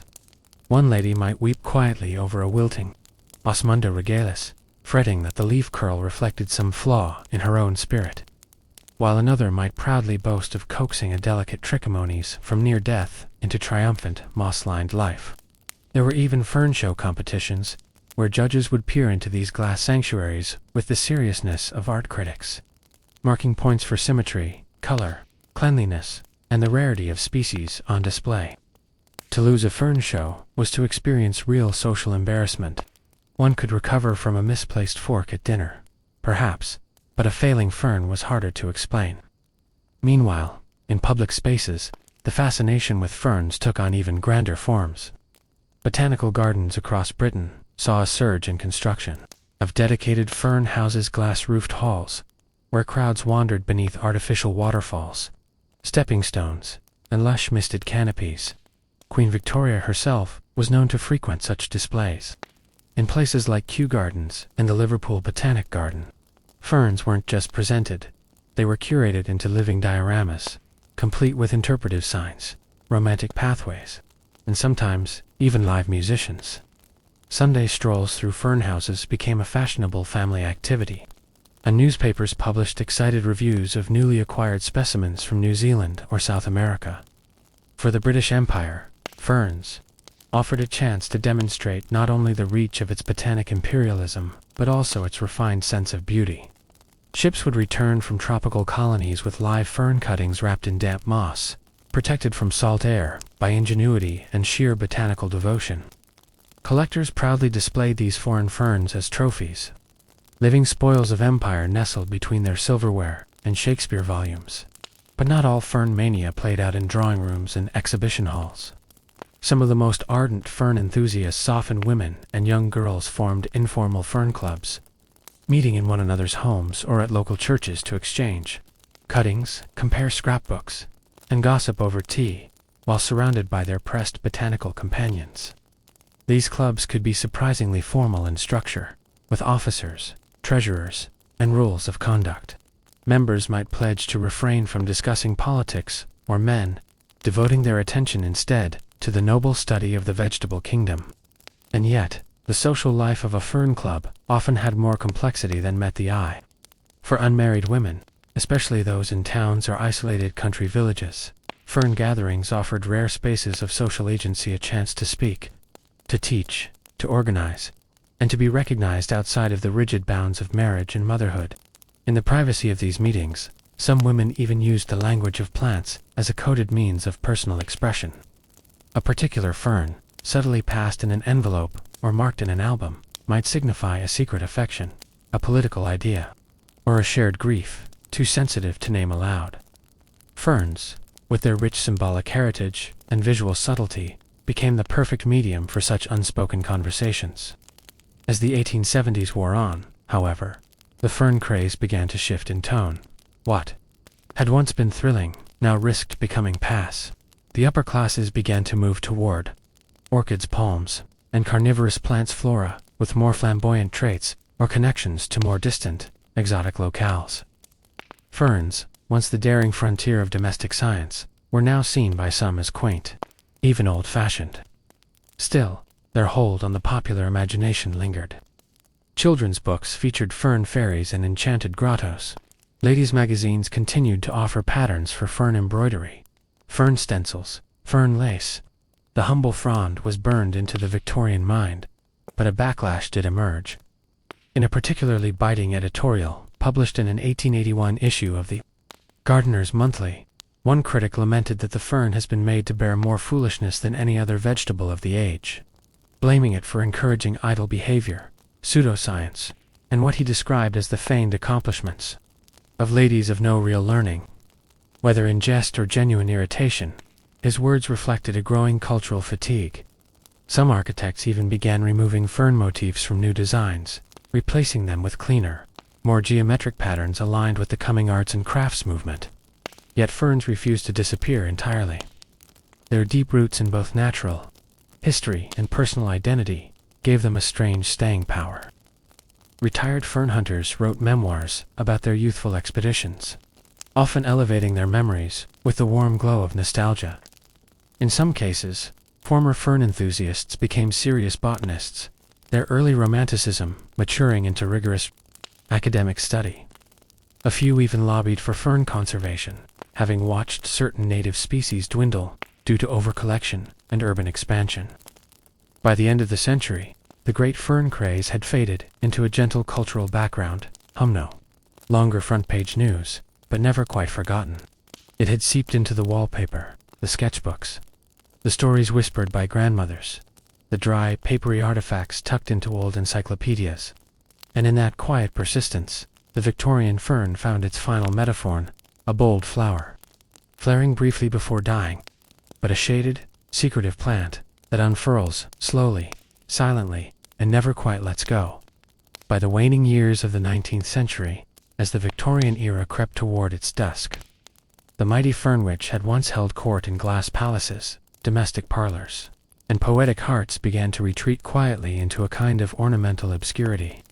No longer the prized darling of scientific gentlemen, or the secret muse of fern-hunting women with moss-stained boots and eyes full of spores. It instead found itself increasingly relegated to wallpaper borders, dusty corners of libraries, and the footnotes of forgotten horticultural handbooks. Yet even in this slow cultural withdrawal, the fern's imprint remained indelible, particularly in the symbolic and decorative language of the time. A curious relic of the craze lived on in the form of Victorian mourning art, where ferns long associated with memory, endurance, and unseen strength were used in funeral wreaths, gravestone carvings, and framed arrangements preserved behind glass, alongside locks of hair and fading daguerreotypes. To mourn with ferns was to declare one's grief as genteel, contemplative, and deeply personal. Many a Victorian household displayed a memorial fern, carefully dried and framed, representing either a cherished location or a lost loved one, its curling fronds gently reminding the viewer that memory, like the plant itself, thrives best in quiet shadow and careful preservation. Ferns also lingered as a kind of emotional shorthand in literature and domestic diaries. When Victorian women wrote of feeling fern-like in a given season or mood, it usually implied a mixture of introspection, fragility, and silent resilience. Authors, too, leaned into this metaphorical depth. Writers such as Charlotte Yonge and Elizabeth Gaskell peppered their descriptions of characters with subtle fern symbolism, using the plant's delicate complexity to evoke quiet moral strength or unspoken emotional intelligence. In this sense, even as the fern craze as a hobby declined, its cultural echoes rippled through the subtler strata of Victorian thought. But perhaps one of the strangest and most persistent aftershocks of pterodomania was how thoroughly it reshaped the landscape of British decorative arts. Even as popular taste evolved, ferns remained a favored motif in architectural embellishment, especially in tilework, cast-iron railings, and stained glass windows. You could still walk into a Victorian railway station in the 1890s and see ferns etched into the iron columns.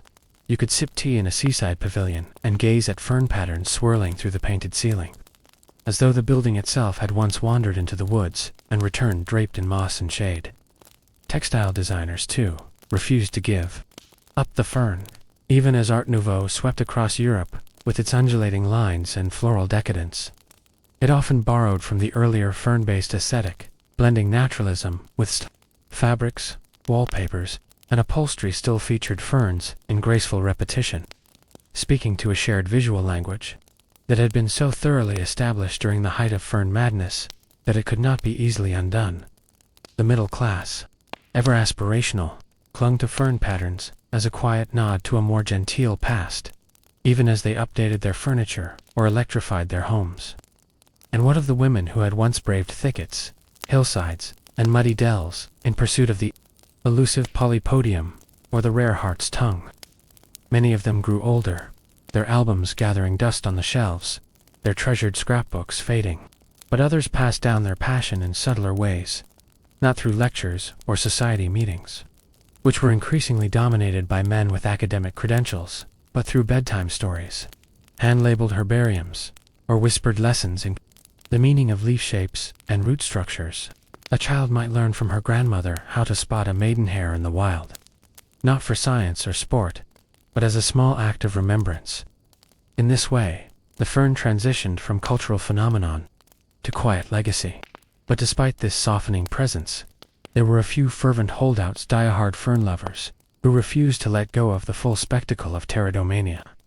Some of these individuals formed what might now be considered early conservation societies, advocating for the protection of native ferns threatened by overcollection and habitat destruction. Others became authors or illustrators, publishing meticulously detailed monographs on British fern species, complete with hand-colored plates and poetic commentary. These books, printed in small runs and often bound in embossed green cloth, served as both scientific documents and love letters to a fading era. They now rest quietly in antique bookshops and university libraries, their pages still exuding that peculiar blend of scholarly rigor and romantic longing that characterized the Victorian botanical imagination. Meanwhile, overseas, the fern was undergoing its own transformations. In New Zealand, for example, the silver fern became a national symbol, embraced not because of Victorian fashion, but because of its deep cultural significance to the Ambori people, and its visibility in the local landscape. Ironically, what had once been exoticized and uprooted by Victorian collectors became, in some parts of the world, a reclaimed emblem of identity. In Japan, where ferns had long been part of garden aesthetics and spiritual symbolism, the plant quietly outlived the Western craze, continuing to flourish in temples, pathways, and scroll paintings. The Victorian fern craze, seen from a distance, thus reveals itself as both deeply British and accidentally global. And through all this, one mustn't forget the fern itself, the actual living plant, not the symbol or the ornament. Long after it ceased to star in fashion plates or society columns, it kept growing. It unfurled new fronds in shady valleys, clung to stone walls, crept through forest floors, and sent its spores drifting silently on the wind. It persisted, indifferent to the rise and fall of human interest, just as it had persisted for hundreds of millions of years before any Victorian ever plucked a leaflet or inked a sketch. There's something quietly poetic in that persistence, that the fern, so prized and pursued, could outlast its own fame and simply continue being what it always was. And in this quiet survival lies perhaps the truest lesson of pteridomania, in the glass cases, or social clubs, or album pages, but in the slow, cyclical rhythm of life that ferns have always represented. Their story is not one of extinction or obscurity, but of transformation and return. Even today, you might stumble upon a shaded garden corner in Britain, neglected for decades, and find a fern quietly thriving there, its fronds reaching out, like fingers of memory. And if you listen closely, you might almost hear the rustle of Victorian skirts, the soft snip of scissors, or the delighted gasp of a girl finding her first fern among the underbrush seacos, of an age when even the humblest plant could spark a nation's imagination. As the 20th century approached and the gas lamps of Victorian Britain dimmed slowly into electric twilight, the legacy of the fern craze persisted in ways few might have predicted during its frenzied height. Though the tide of pteridomania had undeniably receded, its influence had long seeped into the deeper layers of society, not only in drawing rooms and decorative arts, but also in the very way Victorians viewed nature, leisure, gender, and the quiet intimacy of knowledge. For some, the fern's disappearance from the public spotlight only deepened its mystique. What had once been obsessively catalogued and argued about in botany clubs was now remembered with a kind of hushed nostalgia, like a childhood fascination dimmed by adulthood's realism. Yet it would be incorrect to say the fern was simply forgotten. Instead, it became an emblem of a bygone age, a shorthand for a certain type of beauty, patience, and decorum. Walk into any early 20th century English cottage garden, and you'd still likely find a shady corner where ferns curled like whispers among the violets, as though they had chosen their own places to wait out history. Even as modernism swept across, Europe, railing against all things ornamental, the fern was curiously immune to scorn. Perhaps because its form was so naturally elegant, its presence in design whether in Rotterdam railings, wallpaper borders, or stained glass windows seemed more like homage than affectation. The fact that its popularity had originated in sincere wonder rather than calculated trendiness lent it a kind of immunity. A fern motif on a teacup didn't scream of outdated fashion, it murmured of quiet taste, of someone who still knew the pleasure of a walk in the woods on a misty morning. But in other places, the fern took on entirely new lives. In America, for instance, the Victorian love of ferns had followed British immigrants across the Atlantic. There, it mixed with local flora and cultural eccentricities, emerging as both a garden favorite and a staple of funeral homes, where the presence of potted ferns came to symbolize solemnity, respect, and unspoken sentiment. Meanwhile, in Japan, where the aesthetic appreciation of ferns far predated the British craze, the plant was never subject to boom and bust fashion cycles. Instead, it continued to appear serenely in scroll paintings, tea gardens, and Shinto symbolism, as though watching the West's fleeting obsession with an amused patience. The fern's quiet persistence fascinated not just gardeners or botanists, but also artists and poets who saw in its unhurried rhythms something counter to the accelerating pace of modern life. As the 20th century progressed, a few notable thinkers began to reflect on the deeper implications of pterodomania, just as a social phenomenon, but as a window into Victorian minds. Ferns, after all, are plants that thrive in shadows, in places of cool dampness and filtered light. They grow slowly, deliberately, and in patterns that defy quick comprehension. To love a fern is to love patience, to take joy in small details and quiet mysteries. It was no surprise then that even in an age of machines and speed, some thinkers found in ferns a gentle resistance. The reclusive poet, Edward Thomas, who walked the English countryside in the years before the First World War, often lingered on ferns in his verse, not as symbols of the past, but as part of a living present. He wrote of their movements in wind, their stubbornness in frost, their green in the grayest wood. Similarly, in the 1920s and 30s, certain members of the Bloomsbury Group adopted ferns into their garden designs, not out of Victorian nostalgia, but because they appreciated the subtle beauty of form and shade the plants offered. In the world of literature, ferns took on new metaphorical significance. Where once they had signified moral purity or maidenly restraint in Victorian novels, they now appeared as symbols of memory, ambiguity, and nature's quiet defiance. Writers such as Virginia Woolf and E.M. Forster referenced them in passing, never directly, but always with the sense that their presence held something deeply buried, like a memory you can almost recall. Meanwhile, in public institutions, the artifacts of the fern craze were quietly preserved.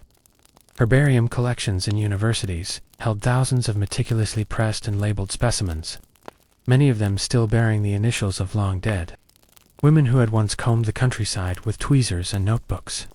Fern albums, once displayed proudly on parlor tables, now slumbered in climate-controlled archives, their pages brittle, but the plant fragments astonishingly intact. Even old Wardian cases, those glass greenhouses for single ferns, turned up at auctions in antique shops, usually misidentified as Victorian terrariums, but still bearing the fogged elegance of a forgotten passion. It was around the mid-century mark that a subtle reawakening occurred, particularly among amateur naturalists and feminist historians. Some began to ask questions that had gone unspoken during the height of pterodomania. Who were these women who had so lovingly cultivated ferns? What had their lives been like? Why had their work been relegated to the realm of domestic science, while men's botanical pursuits were preserved as real science? These inquiries sparked a modest revival, not of fern collecting as a trend, but of respect for the quiet labor behind it. Women's studies scholars in the 1970s and 80s began revisiting fern albums as documents of intellectual engagement. They recognized these albums not merely as hobbies, but as systems of knowledge production by women operating within the constraints of their time. In this new light, even the decorative aspects of fern culture took on deeper meaning. What had once been dismissed as ornamental now seemed like a coded language, women expressing curiosity, autonomy, and artistry, through the only socially acceptable channels available to them. Fern embroidery, for instance, became a subject of academic study, its fine detail reinterpreted as an assertion of botanical expertise disguised as domestic craft. Slowly, the fern re-entered cultural conversations, not with the explosive popularity of the Victorian era, but as a steady undercurrent of appreciation. Eco-conscious designers rediscovered its visual elegance. Gardeners reintroduced native ferns into urban landscapes, and those enchanted by slowness, shadow, and stillness found in ferns a quiet ally. Today, to own a fern is no longer an act of trend or status. It's something gentler, more private, a small nod to patience, a tribute to subtlety, a connection to something older than memory. One might keep a single fern on a windowsill, not to impress guests, but because its unfurling fronds remind them that life doesn't always rush. Sometimes, the most beautiful things grow in shade. Sometimes, the most enduring passions are the quietest. And somewhere, perhaps in an attic or a second-hand bookshop, an old fern album still waits, its pages yellowed, its spore cases pressed into the paper, its labels written in the careful script of a hand long gone. There is no fanfare, only the whisper of ferns, curling gently through time. By the time the 21st century dawned, the Victorian fern craze had settled into an unusual cultural position, neither fully revived nor entirely forgotten, but rather embedded in countless layers of Western history, waiting patiently like the fronds themselves to be noticed, studied, and quietly admired. While popular media had largely shifted to faster, flashier obsessions, there remained a lingering fondness for the aesthetics of the fern, and it subtly emerged across fields as diverse as environmental philosophy, interior design, feminist theory, and even digital gaming. What had once been a feverish trend of tweezers and petticoats had matured into a kind of cultivated timelessness. In botanical circles, a renewed focus on native and resilient plant species led to the rediscovery of indigenous ferns in regional conservation programs. Across the UK and parts of Europe, local fern varieties once uprooted and transported to glass conservatories now became celebrated as crucial to forest ecosystems and climate resilience. Some were even reintroduced into habitats from which they'd long vanished, thanks to DNA studies of dried specimens preserved in those very fern albums once mocked as women's parlor hobbies. Academic journals published articles with titles like Gender, Science, and the Fronds of Empire, highlighting how female fern collectors once dismissed as amateurs had actually contributed significantly to biodiversity mapping. It was as though the ferns themselves were reclaiming their place, not through conquest or fashion, but through the quiet weight of accumulated evidence. Meanwhile, the aesthetic of the fern made a full return in the realms of design and lifestyle. Interior decorators embraced the fern once again, not as a novelty but as a design language rooted in natural curves, fractal repetition, and emotional calm. From fern-inspired wallpaper in minimalist apartments to glass terrariums in boutique hotel lobbies, the plant regained its subtle authority in guiding taste. But unlike the Victorian era, where abundance and exoticness were prized, the modern fern aesthetic leaned toward restraint and authenticity. A single ethereum in a ceramic pot, carefully placed on a shelf, said more than a jungle's worth of potted palms. Simultaneously, mental health trends, centered around mindfulness and sensory grounding, embraced the humble fern for its visual calmness and symbolic weight. Therapists sometimes used botanical imagery, particularly of ferns unfurling their fronds, to explain slow progress and the cyclical nature of healing. The metaphor of the fiddlehead, the young, coiled fern shoot slowly unrolling over time, resonated with those recovering from trauma, stress, or burnout. What once symbolized maidenly purity now stood for emotional resilience and non-growth. The plant was no longer bound to its Victorian gendering. It had transformed into a broader emblem of patient becoming. The digital world, too, found space for ferns, particularly in the slow-growing corners of the internet, where niche aesthetics took root. Pinterest boards dedicated to dark academia, cottagecore, or forest, which aesthetics featured ferns prominently among images of antique books, mossy trails, and flickering candles. Video game designers particularly those working on indie projects set in enchanted or post-apocalyptic environments, carefully textured their forest scenes with realistic ferns, understanding that no forest feels complete without them. Players, navigating pixelated ruins or ethereal glades, might not consciously notice the fern at their character's feet, but its presence grounded the world in a kind of familiar, quiet. Museums and historical societies also played a role in this gentle revival. Small exhibitions on Victorian life increasingly included segments on Tarademanian, merely as a quirky side note, but as a meaningful insight into the ways women interacted with science and nature. Fern albums, once locked in storage, were digitized and uploaded online, attracting attention not only from scholars but also from artists and schoolchildren. Intrigued by the delicate beauty of spore patterns and pressed fronds, in some cases, descendants of long-deceased fern collectors rediscovered their great-grandmother's albums online, sparking personal journeys into family history. This public access turned personal memory into shared culture. Even language began to evolve to accommodate this shift. In poetry and reflective prose, the fern became a favored image once again, the cliched emblem of Victorian chastity, but a symbol of something more mysterious and open. Writers compared personal grief to walking through a fern-filled glade, each step soft and silent. Others used the image of an unfurling fern to suggest moments of clarity or creative awakening. The resurgence of interest didn't result in a craze. Exactly, there were no mass fern collecting clubs or newspaper articles warning of runaway hysteria. Instead, it was a gentle, distributed acknowledgement across disciplines and generations that something in the fern still spoke to us. This time, though, the obsession came with a greater awareness of context. Conservationists warned against over-harvesting native ferns from the wild. Cultural historians emphasized the colonial underpinnings of Victorian botanical collecting. Feminist critics revisited the ways botanical labor had been gendered and devalued. The fern no longer stood merely as a plant or a pattern. It was a nexus of stories about beauty, patience, exclusion, ecology, and the quiet tenacity of marginalized knowledge. Among younger generations especially, there emerged a quiet pride in tending to ferns, an act no longer tied to trend or approval, but to care. Houseplant influencers on social media shared tips for reviving a withering polystichum, or nursing a dryopteris through dry winter air. Speaking not with the grandeur of Victorian garden books, but with the intimacy of friends, swapping gentle advice. The culture of ferns had transformed from spectacle to stewardship. A few public gardens, such as the Royal Botanic Gardens at Kew, or the restored fernery at Tatton Park, began to offer tours specifically themed around the history of fern collecting, combining stories of Victorian science with present-day biodiversity efforts. Visitors could walk through humid glasshouses while listening to audio guides narrating the tale of a young woman in 1854, quietly sketching the curvature of a frond before tucking it into her album. These experiences didn't encourage feverish collecting. They encouraged reflection.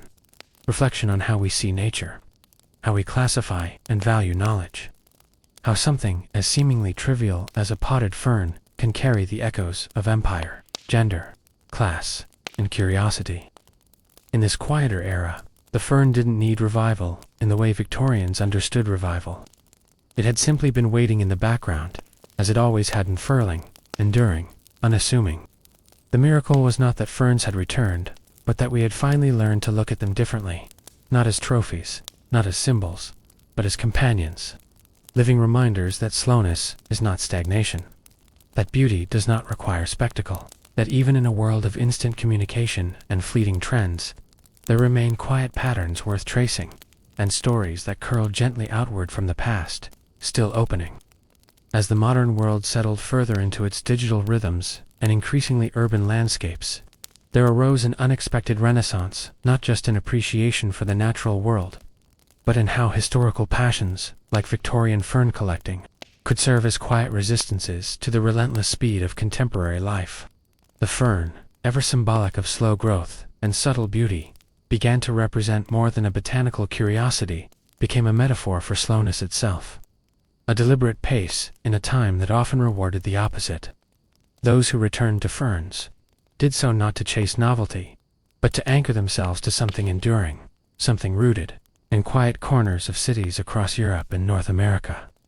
Community greenhouses began introducing fern corners within their public garden spaces. Low-light areas rich with moisture, where native and exotic ferns could be observed up close. Visitors were often surprised to learn that some of these specimens descended directly from species first documented during the height of 19th century pterodomania. Small plaques didn't just offer scientific names, they told stories of the original Victorian discoverers, especially the often forgotten women who braved muddy riverbanks and remote glens to gather and sketch what the world had once considered nothing more than a frilly green leaf. These tales, written in accessible, lyrical language, brought the ghosts of fern hunters gently back into public memory. Yet, perhaps even more striking than institutional appreciation, was the deeply personal way in which ferns began re-entering domestic spaces, not with the aggressive branding of modern plant trends, but with a nostalgic, nearly poetic resurgence. Online forums and social media groups sprouted up, with names like Frond, Friends, or the Gentle Growers Society, where members traded photos of their ferns, slow progress, recommended antique books on Victorian botany, and shared stories of how tending to their humble houseplants helped them survive everything from burnout to grief.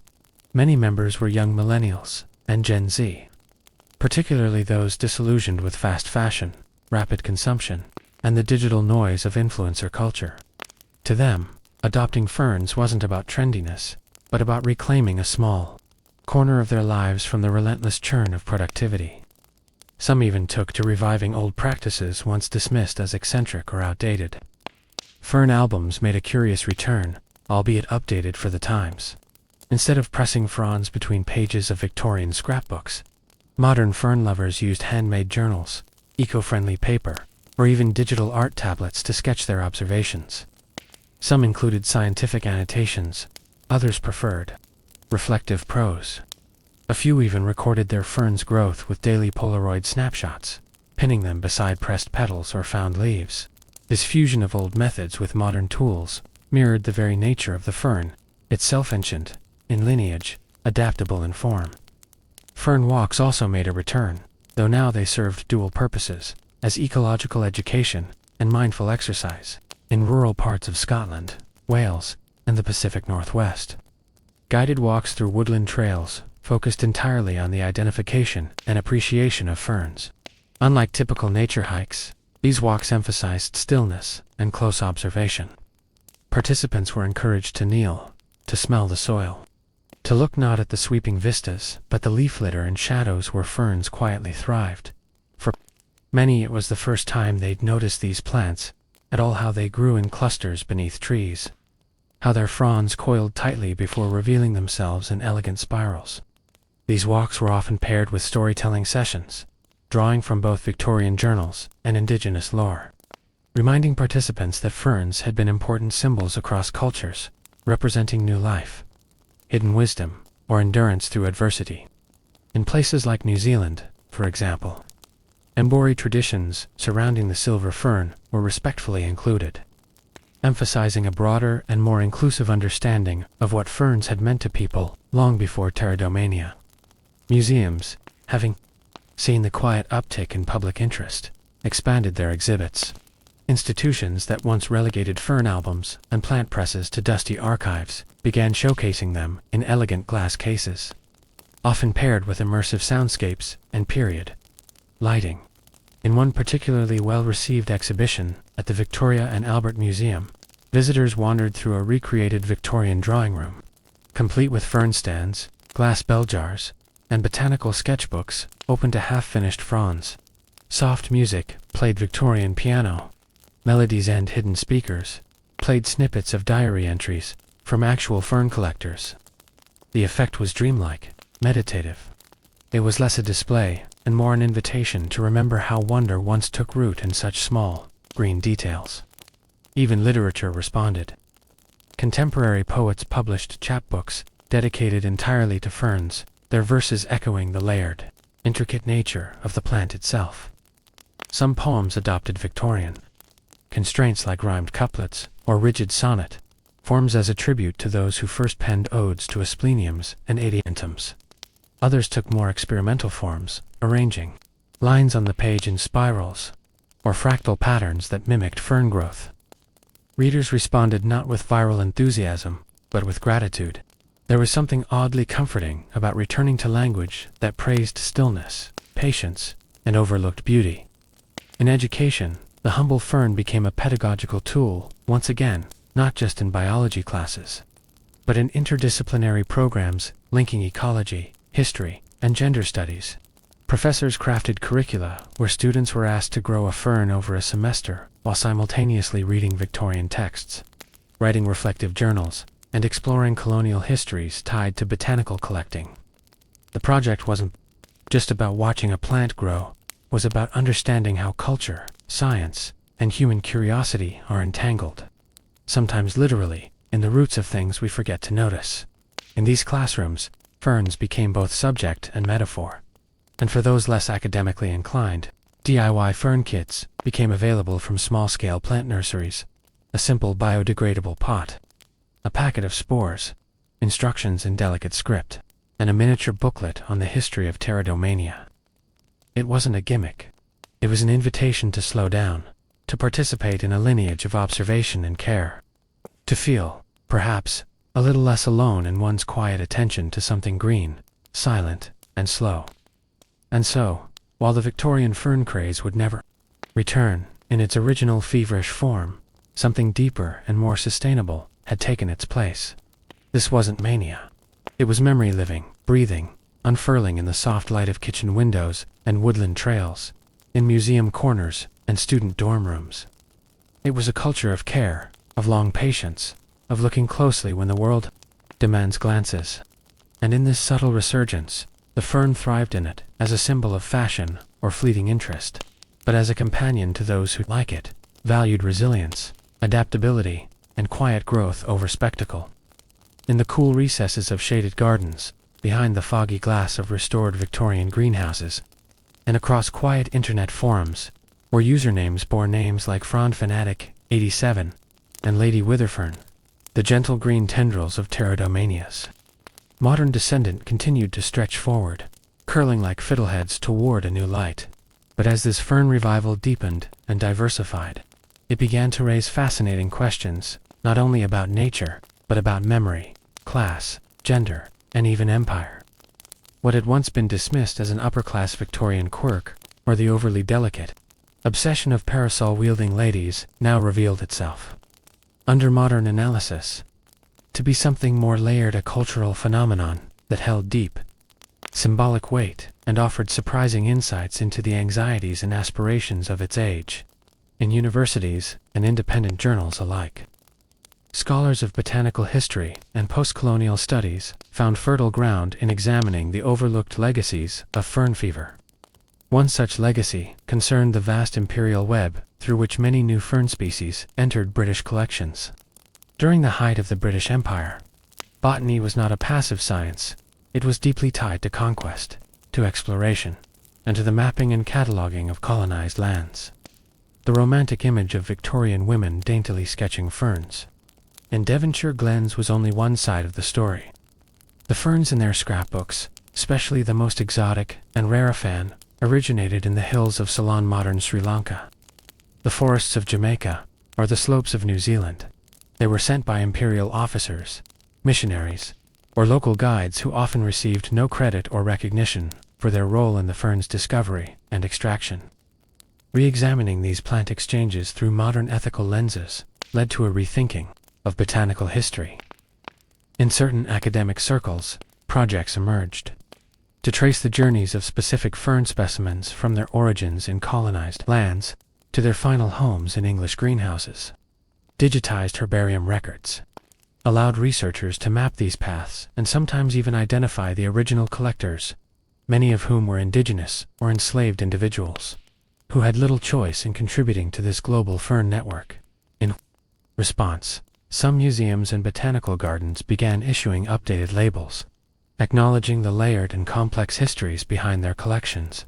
This was not about erasing Victorian legacy, but about contextualizing it, about making visible the invisible hands that helped shape what was long seen as a purely British pursuit.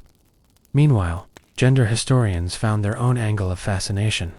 Victorian women, long shut out of scientific institutions, had turned to ferns as a socially acceptable way to engage in serious observational science under the guise of feminine hobbyism. In their quiet hours, pressing specimens, drawing details, and annotating findings.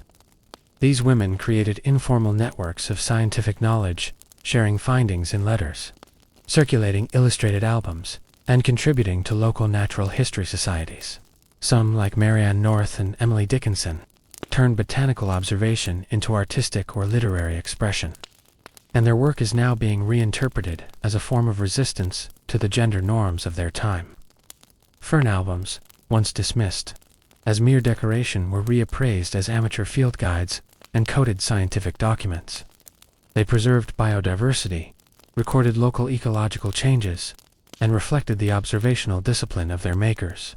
Many were so meticulous they rivaled the botanical texts of trained male scientists, and a few were even cited, years later, in formal academic publications. Modern feminists and historians began reclaiming these works, curating digital archives of fern albums that celebrated not just the plants, but the hands that arranged them. Delicate, yes, but determined. There was something deeply poignant about the fact that these women had found empowerment not through protest or pamphlet, but through patience, observation, and care. Their ferns were their voices. As the academic world dissected these histories, popular culture too began to notice the fern's quiet symbolism.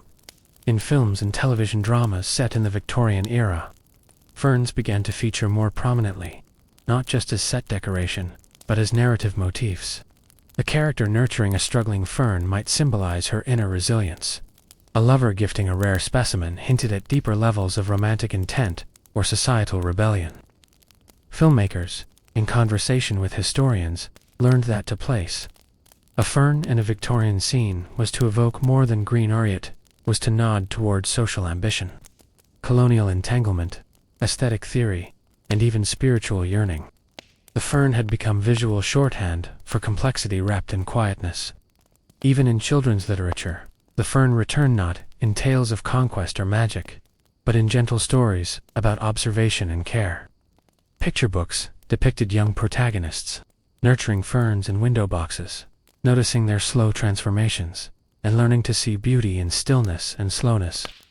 In these books, the fern was not merely a plant, but a teacher, a gentle rebuke to the impatience of modern life. Fern clubs for kids, sometimes organized by local libraries or botanical gardens, encouraged hands-on learning without screens or assessments. Children grew native species from spores, learned the anatomy of fronds, and made simple fern albums. Many left with not just facts about photosynthesis, but an emotional connection to something fragile and green. Meanwhile, a niche cottage industry blossomed around fern-themed crafts and designs. Artisans on platforms like Etsy and at local craft fairs sold hand-embroidered fern pillows, ceramic pots shaped like curled fiddleheads, and jewelry made from real fronds encased in resin. These weren't mass-produced goods, but intentional creations, each echoing the Victorian passion for detail and the modern hunger for the handmade. Some sellers included miniature booklets with their wares, telling customers about the history of pteridamania, or offering tips for starting their own fern garden. It was a strange but lovely union: history, horticulture, and handicraft all nestled within a piece of jewelry or home decor. In the spiritual realm, ferns too found renewed resonance. In alternative and nature-based spiritualities, they were interpreted as symbols of quiet strength, hidden wisdom, and cyclical rebirth. Some associated their uncurling fronds with spiritual awakening or personal transformation, and rituals involving fern planting or tending began appearing in modern pagan and eco-spiritual practices. Ferns, they said, teach us to grow slowly, but surely, to thrive in shadows, to endure in damp and difficult places. There was comfort in that message, especially for those navigating grief, change, or uncertainty. So the fern, once plucked and pressed in a Victorian lady's drawing room, now grew in thousands of forms across continents and cultures. It had migrated from imperial greenhouses to healing spaces, from scientific obscurity to artistic metaphor, from class-bound hobby to inclusive ritual. And through it all, It remained what it always had been: quiet, resilient, mysterious. It never bloomed, never shouted for attention, never demanded the sun. It asked only for patience, for gentleness, for a willingness to sit still and look closely. And in a world spinning ever faster, such qualities seemed not quaint, but radical. Fern fever had changed. It was no longer a mania, it was a meditation. A whisper of the past, rooting into the present. And perhaps, just perhaps, unfurling toward a greener, gentler future, as the fern's legacy gently uncoiled through time and memory. Another fascinating tendril of Victorian botanical obsession began to take root in the quiet rituals of mourning and remembrance. For many people in the 19th century, death was not just an event, it was an entire cultural universe, complete with rules, aesthetics, and deeply personal gestures. And here, two ferns played a curiously central role. In the shaded corners of Victorian cemeteries, beneath heavy stone angels and intricately carved weeping willows, one would often find ferns both wild and carefully cultivated in patches near the graves of loved ones. In mourning literature and symbolic floral guides of the time, ferns came to signify humility, sincerity, and eternal youth. Their delicate fronds, which seemed to grow without fanfare and flourish in damp, shaded soil, made them potent symbols for a grief that was quiet, enduring, and often hidden from public view. The Victorians, ever fond of language and coded expression, included pressed ferns in condolence letters, or arranged them carefully into funeral wreaths, alongside rosemary for remembrance and ivy for fidelity. Grief, for them, was a garden. Ferns were the shade-loving companions who flourished in its soil. But the deeper connection between ferns and mourning ran through the practice of fern albums created in the wake of personal loss. Just as some Victorians pressed ferns for scientific study or aesthetic pleasure, others did so as a form of emotional processing. A widow might collect and press ferns from places she had visited with her late husband. A mother might preserve the first fern her child had picked before illness took them. These were not labeled with Latin names or botanical notes. They were simply mounted with care on black or cream paper, sometimes with a date, a short phrase, or a poem in fine handwriting. These were albums of memory, grief, and slow healing. Their quiet pages became emotional reliquaries. Each frond attacked a link to a person now gone. Some of these albums remain in private collections or archives, largely overlooked by historians until recent years, when scholars of material culture began to re-examine them as artifacts of mourning. Their silence, once mistaken for frivolity, was now recognized as a testament to the quiet labor of remembrance. Like hairwork, jewelry, or mourning brooches, fern albums stood at the intersection of art, ritual, and the emotional lives of Victorian women. And like much of women's history, they had been tucked away in drawers, waiting patiently to be noticed. Interestingly, this intersection of ferns and mourning extended beyond domestic grief and into national memory. In the latter half of the 19th century, as British soldiers died in colonial campaigns across the globe, fern motifs began appearing on memorials, in illustrated journals, and even on commemorative stationery. A fern etched in stone beside a soldier's name in a local parish cemetery might signal the family's wish to remember him, not with martial glory, but with the softness and humility that the fern represented. In this context, the plant became almost a countersymbol to the aggressive nationalism of empire, whisper of sorrow beneath the shouts of conquest. It was not just a plant, it was a prayer. Meanwhile, across the Atlantic, similar sentiments began to bloom in American mourning culture. After the Civil War, which left countless families grieving, the Victorian language of flowers helped survivors articulate complex emotions. In American cemeteries, especially in the Northeast, ferns were planted near gravestones or included in memorial arrangements. The custom of pressing a fern from a soldier's burial place or battlefield site became a symbolic act, a way to preserve not just memory but sacred geography. The pressed fern was a relic, a fragment of land that had witnessed loss. These customs quietly threaded themselves into the broader practice of memorial gardening, a genre of horticulture still practiced today. In the modern era, as people began creating living memorials for lost loved ones, ferns once again found a place of honor. Their ability to thrive in cool, contemplative spaces made them ideal for shaded memorial groves, remembrance walks, or peaceful corners in public parks dedicated to reflection. Unlike flowers that bloomed briefly, ferns offered continuity, a form of remembrance that did not fade with the season. The notion of growing ferns as a tribute, particularly species native to the deceased's homeland, became a meaningful gesture in eco-conscious memorial design, and in more intimate spaces, such as windowsills or quiet balconies, potted ferns served as living reminders, their slow, unfurling growth offering comfort in times of mourning. In digital spaces, too, the fern found new symbolic footing on online memorial platforms or social media pages dedicated to remembrance.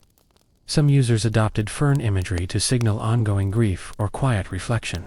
A shared image of a dew-drenched frond or a poem about resilience, paired with a fern background, could serve as a modern expression of mourning, echoing the visual language once used in Victorian albums. In grief forums, people would sometimes describe how tending to a fern helped them cope, watering it, watching it grow, offering a kind of ritual stability when everything else felt uncertain. In a world where mourning was often rushed or hidden, the quiet persistence of a fern spoke volumes. It is not surprising, then, that therapists and grief counselors began recommending horticultural therapy involving ferns for clients processing loss. The act of repotting a fern, gently pruning old fronds, or watching a new fiddlehead emerge became metaphors for healing. These therapeutic practices were sometimes accompanied by journal writing or memory work, reviving the Victorian instinct to pair observation with emotion. The fern was once again a bridge between past and present, science and feeling, the visible and the unseen. In literature, too, the fern maintained its subtle hold. Contemporary poets wrote verses where ferns stood as symbols for loved ones whose voices still echoed in memory. Short stories included grieving characters who tended to ferns as stand for those they had lost. Novels used ferns not just as setting details, but as symbolic companions to mourning protagonists. The language was never heavy-handed, just a frond here, a glen there, but those who knew the deeper meanings would catch the message. The fern had become a code, understood by those who had sat long in the shade of sorrow. And so, from the formalities of Victorian funerals to the informal gestures of modern grief, the fern remained a constant, offering its quiet companionship to those who mourned. It didn't bloom, it didn't blaze with color, but it endured. It grew in shadow. It thrived where others faltered. And for those navigating the slow terrain of loss, that was more than enough. The fern reminded them that healing, like growth, was not always visible, but always possible. That beauty could exist in quiet persistence. That love did not vanish, it simply took root in new forms. In this way, the fern story, like grief itself, never truly ended. It simply unfurled, slowly, patiently, one frond at a time. And now, as we linger in this curious Victorian world of quiet rituals and delicate obsessions, let us turn our attention to a lesser-known corner of the era, esse, peculia, ferncrasia, corner that sits squarely at the intersection of leisure, science, and mildly obsessive domestic decoration. Enter the phenomenon of the fern case, sometimes called the Wardian case, named after its inventor, Dr. Nathaniel Bagshaw Ward. At first glance, a fern case looked like a small greenhouse or terrarium, a glass box with iron framing, designed to sit atop a parlor table or sideboard. But within the walls of these miniature jungles, entire narratives unfolded. In the Victorian mind, the fern case was more than a decorative item. It was a symbol of one's taste, intellect, and gentle dominion over nature. The original purpose of the Wardian case was quite practical. Dr. Ward, a London physician with a love of botany, developed it in the 1830s to protect plants from the soot and pollution of the Industrial Revolution, which had begun to smother the once green lungs of the city. Ward discovered that placing ferns within a sealed glass enclosure not only protected them, but created a self-sustaining microclimate. Moisture condensed on the inner walls by day and dripped back into the soil at night, maintaining a balance of humidity ideal for delicate species. What began as an accidental observation, Ward noticed a fern sprouting inside a sealed glass jar, meant for insect observations, evolved into a botanical breakthrough. For Victorian enthusiasts, the implications were thrilling. Suddenly, even city dwellers, with no access to rural landscapes, could cultivate their own slice of forest floor. Asfernimania or pteridomania, as it was fondly, and sometimes mockingly, cold-swept the nation. Fern cases became must-have fixtures in middle-class parlors. Some were simple affairs, with rectangular glass panes and modest ferns, nestled in moist loam. Others were extravagantly designed, with curved glass domes, brass fittings, and decorative etchings. A particularly ambitious case might include small rocky outcrops, miniature waterfalls, or faux ruins, meant to simulate the fern's natural habitat. One might spend hours adjusting the angle of a stone, ensuring that a frond curled just so, beside a tiny fragment of driftwood. The artistry was not in what you grew, but in how you arranged it. For many women, especially those in genteel households where vigorous outdoor activity was discouraged, the fern case provided a socially acceptable outlet for curiosity and creativity. Gardening was seen as wholesome and ladylike, and cultivating ferns in a case without risk of mud or disheveled appearances was even more refined. Botany clubs sprang up among women, often revolving around the care and display of these delicate specimens. They shared tips on maintaining optimal humidity, traded spores through the post, and sometimes wrote an elegant script about the personality of their favorite ferns. To tend a fern case was not merely to nurture a plant, it was to curate a narrative of harmony, science, and decorum. Some cases were so elaborately constructed that they required special furniture. Custom-built fern tables had glass tops and drawers of soil and moss underneath, allowing one to admire the display while sipping tea or receiving guests. One popular fashion was to include a mirror at the bottom of the case, giving the illusion of depth, the forest scene vanishing into some damp, magical elsewhere. Visitors would lean in, careful not to fog the glass with breath, and exclaim softly at the miniature world within. These fern cases became talking points in Victorian drawing rooms, bridging the gap between scientific wonder and fashionable display. More than mere decoration, they were evidence of one's refinement and moral elevation.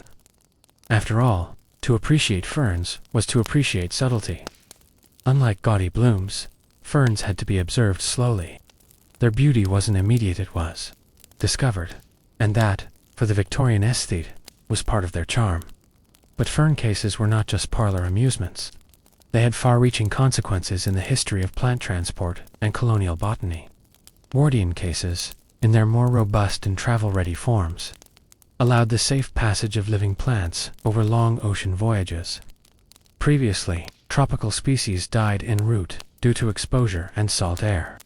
With Wardian cases, fragile plants could be transported from India to England, or from South America to Australia, surviving weeks at sea in their sealed microworlds.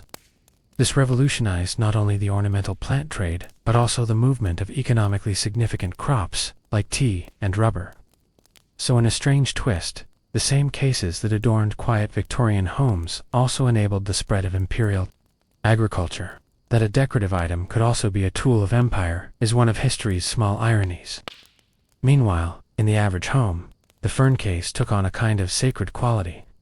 Cleaning it was a ritual act, requiring careful handling and precise wiping of the inner glass to avoid disturbing the delicate fronds. Replacing a dead plant wasn't merely a chore, it was a moment of mourning and renewal. Children were sometimes taught to respect the fern case as they would a bookshelf or piano. In some cases, they were allowed to help tend the moss or add pebbles, beginning their own journey into natural observation.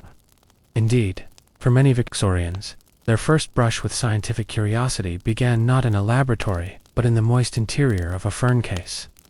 Peering closely at the spiral of a fiddlehead, or the delicate lines of a spore pattern. As the craze matured, some critics began to sneer at the prevalence of fern cases, likening them to fads or feminine trifles. Popular satirical magazines ran illustrations of genteel ladies swooning over their ferns, or men escaping into greenhouses to avoid conversation. But such mockery never fully stemmed the fern tide.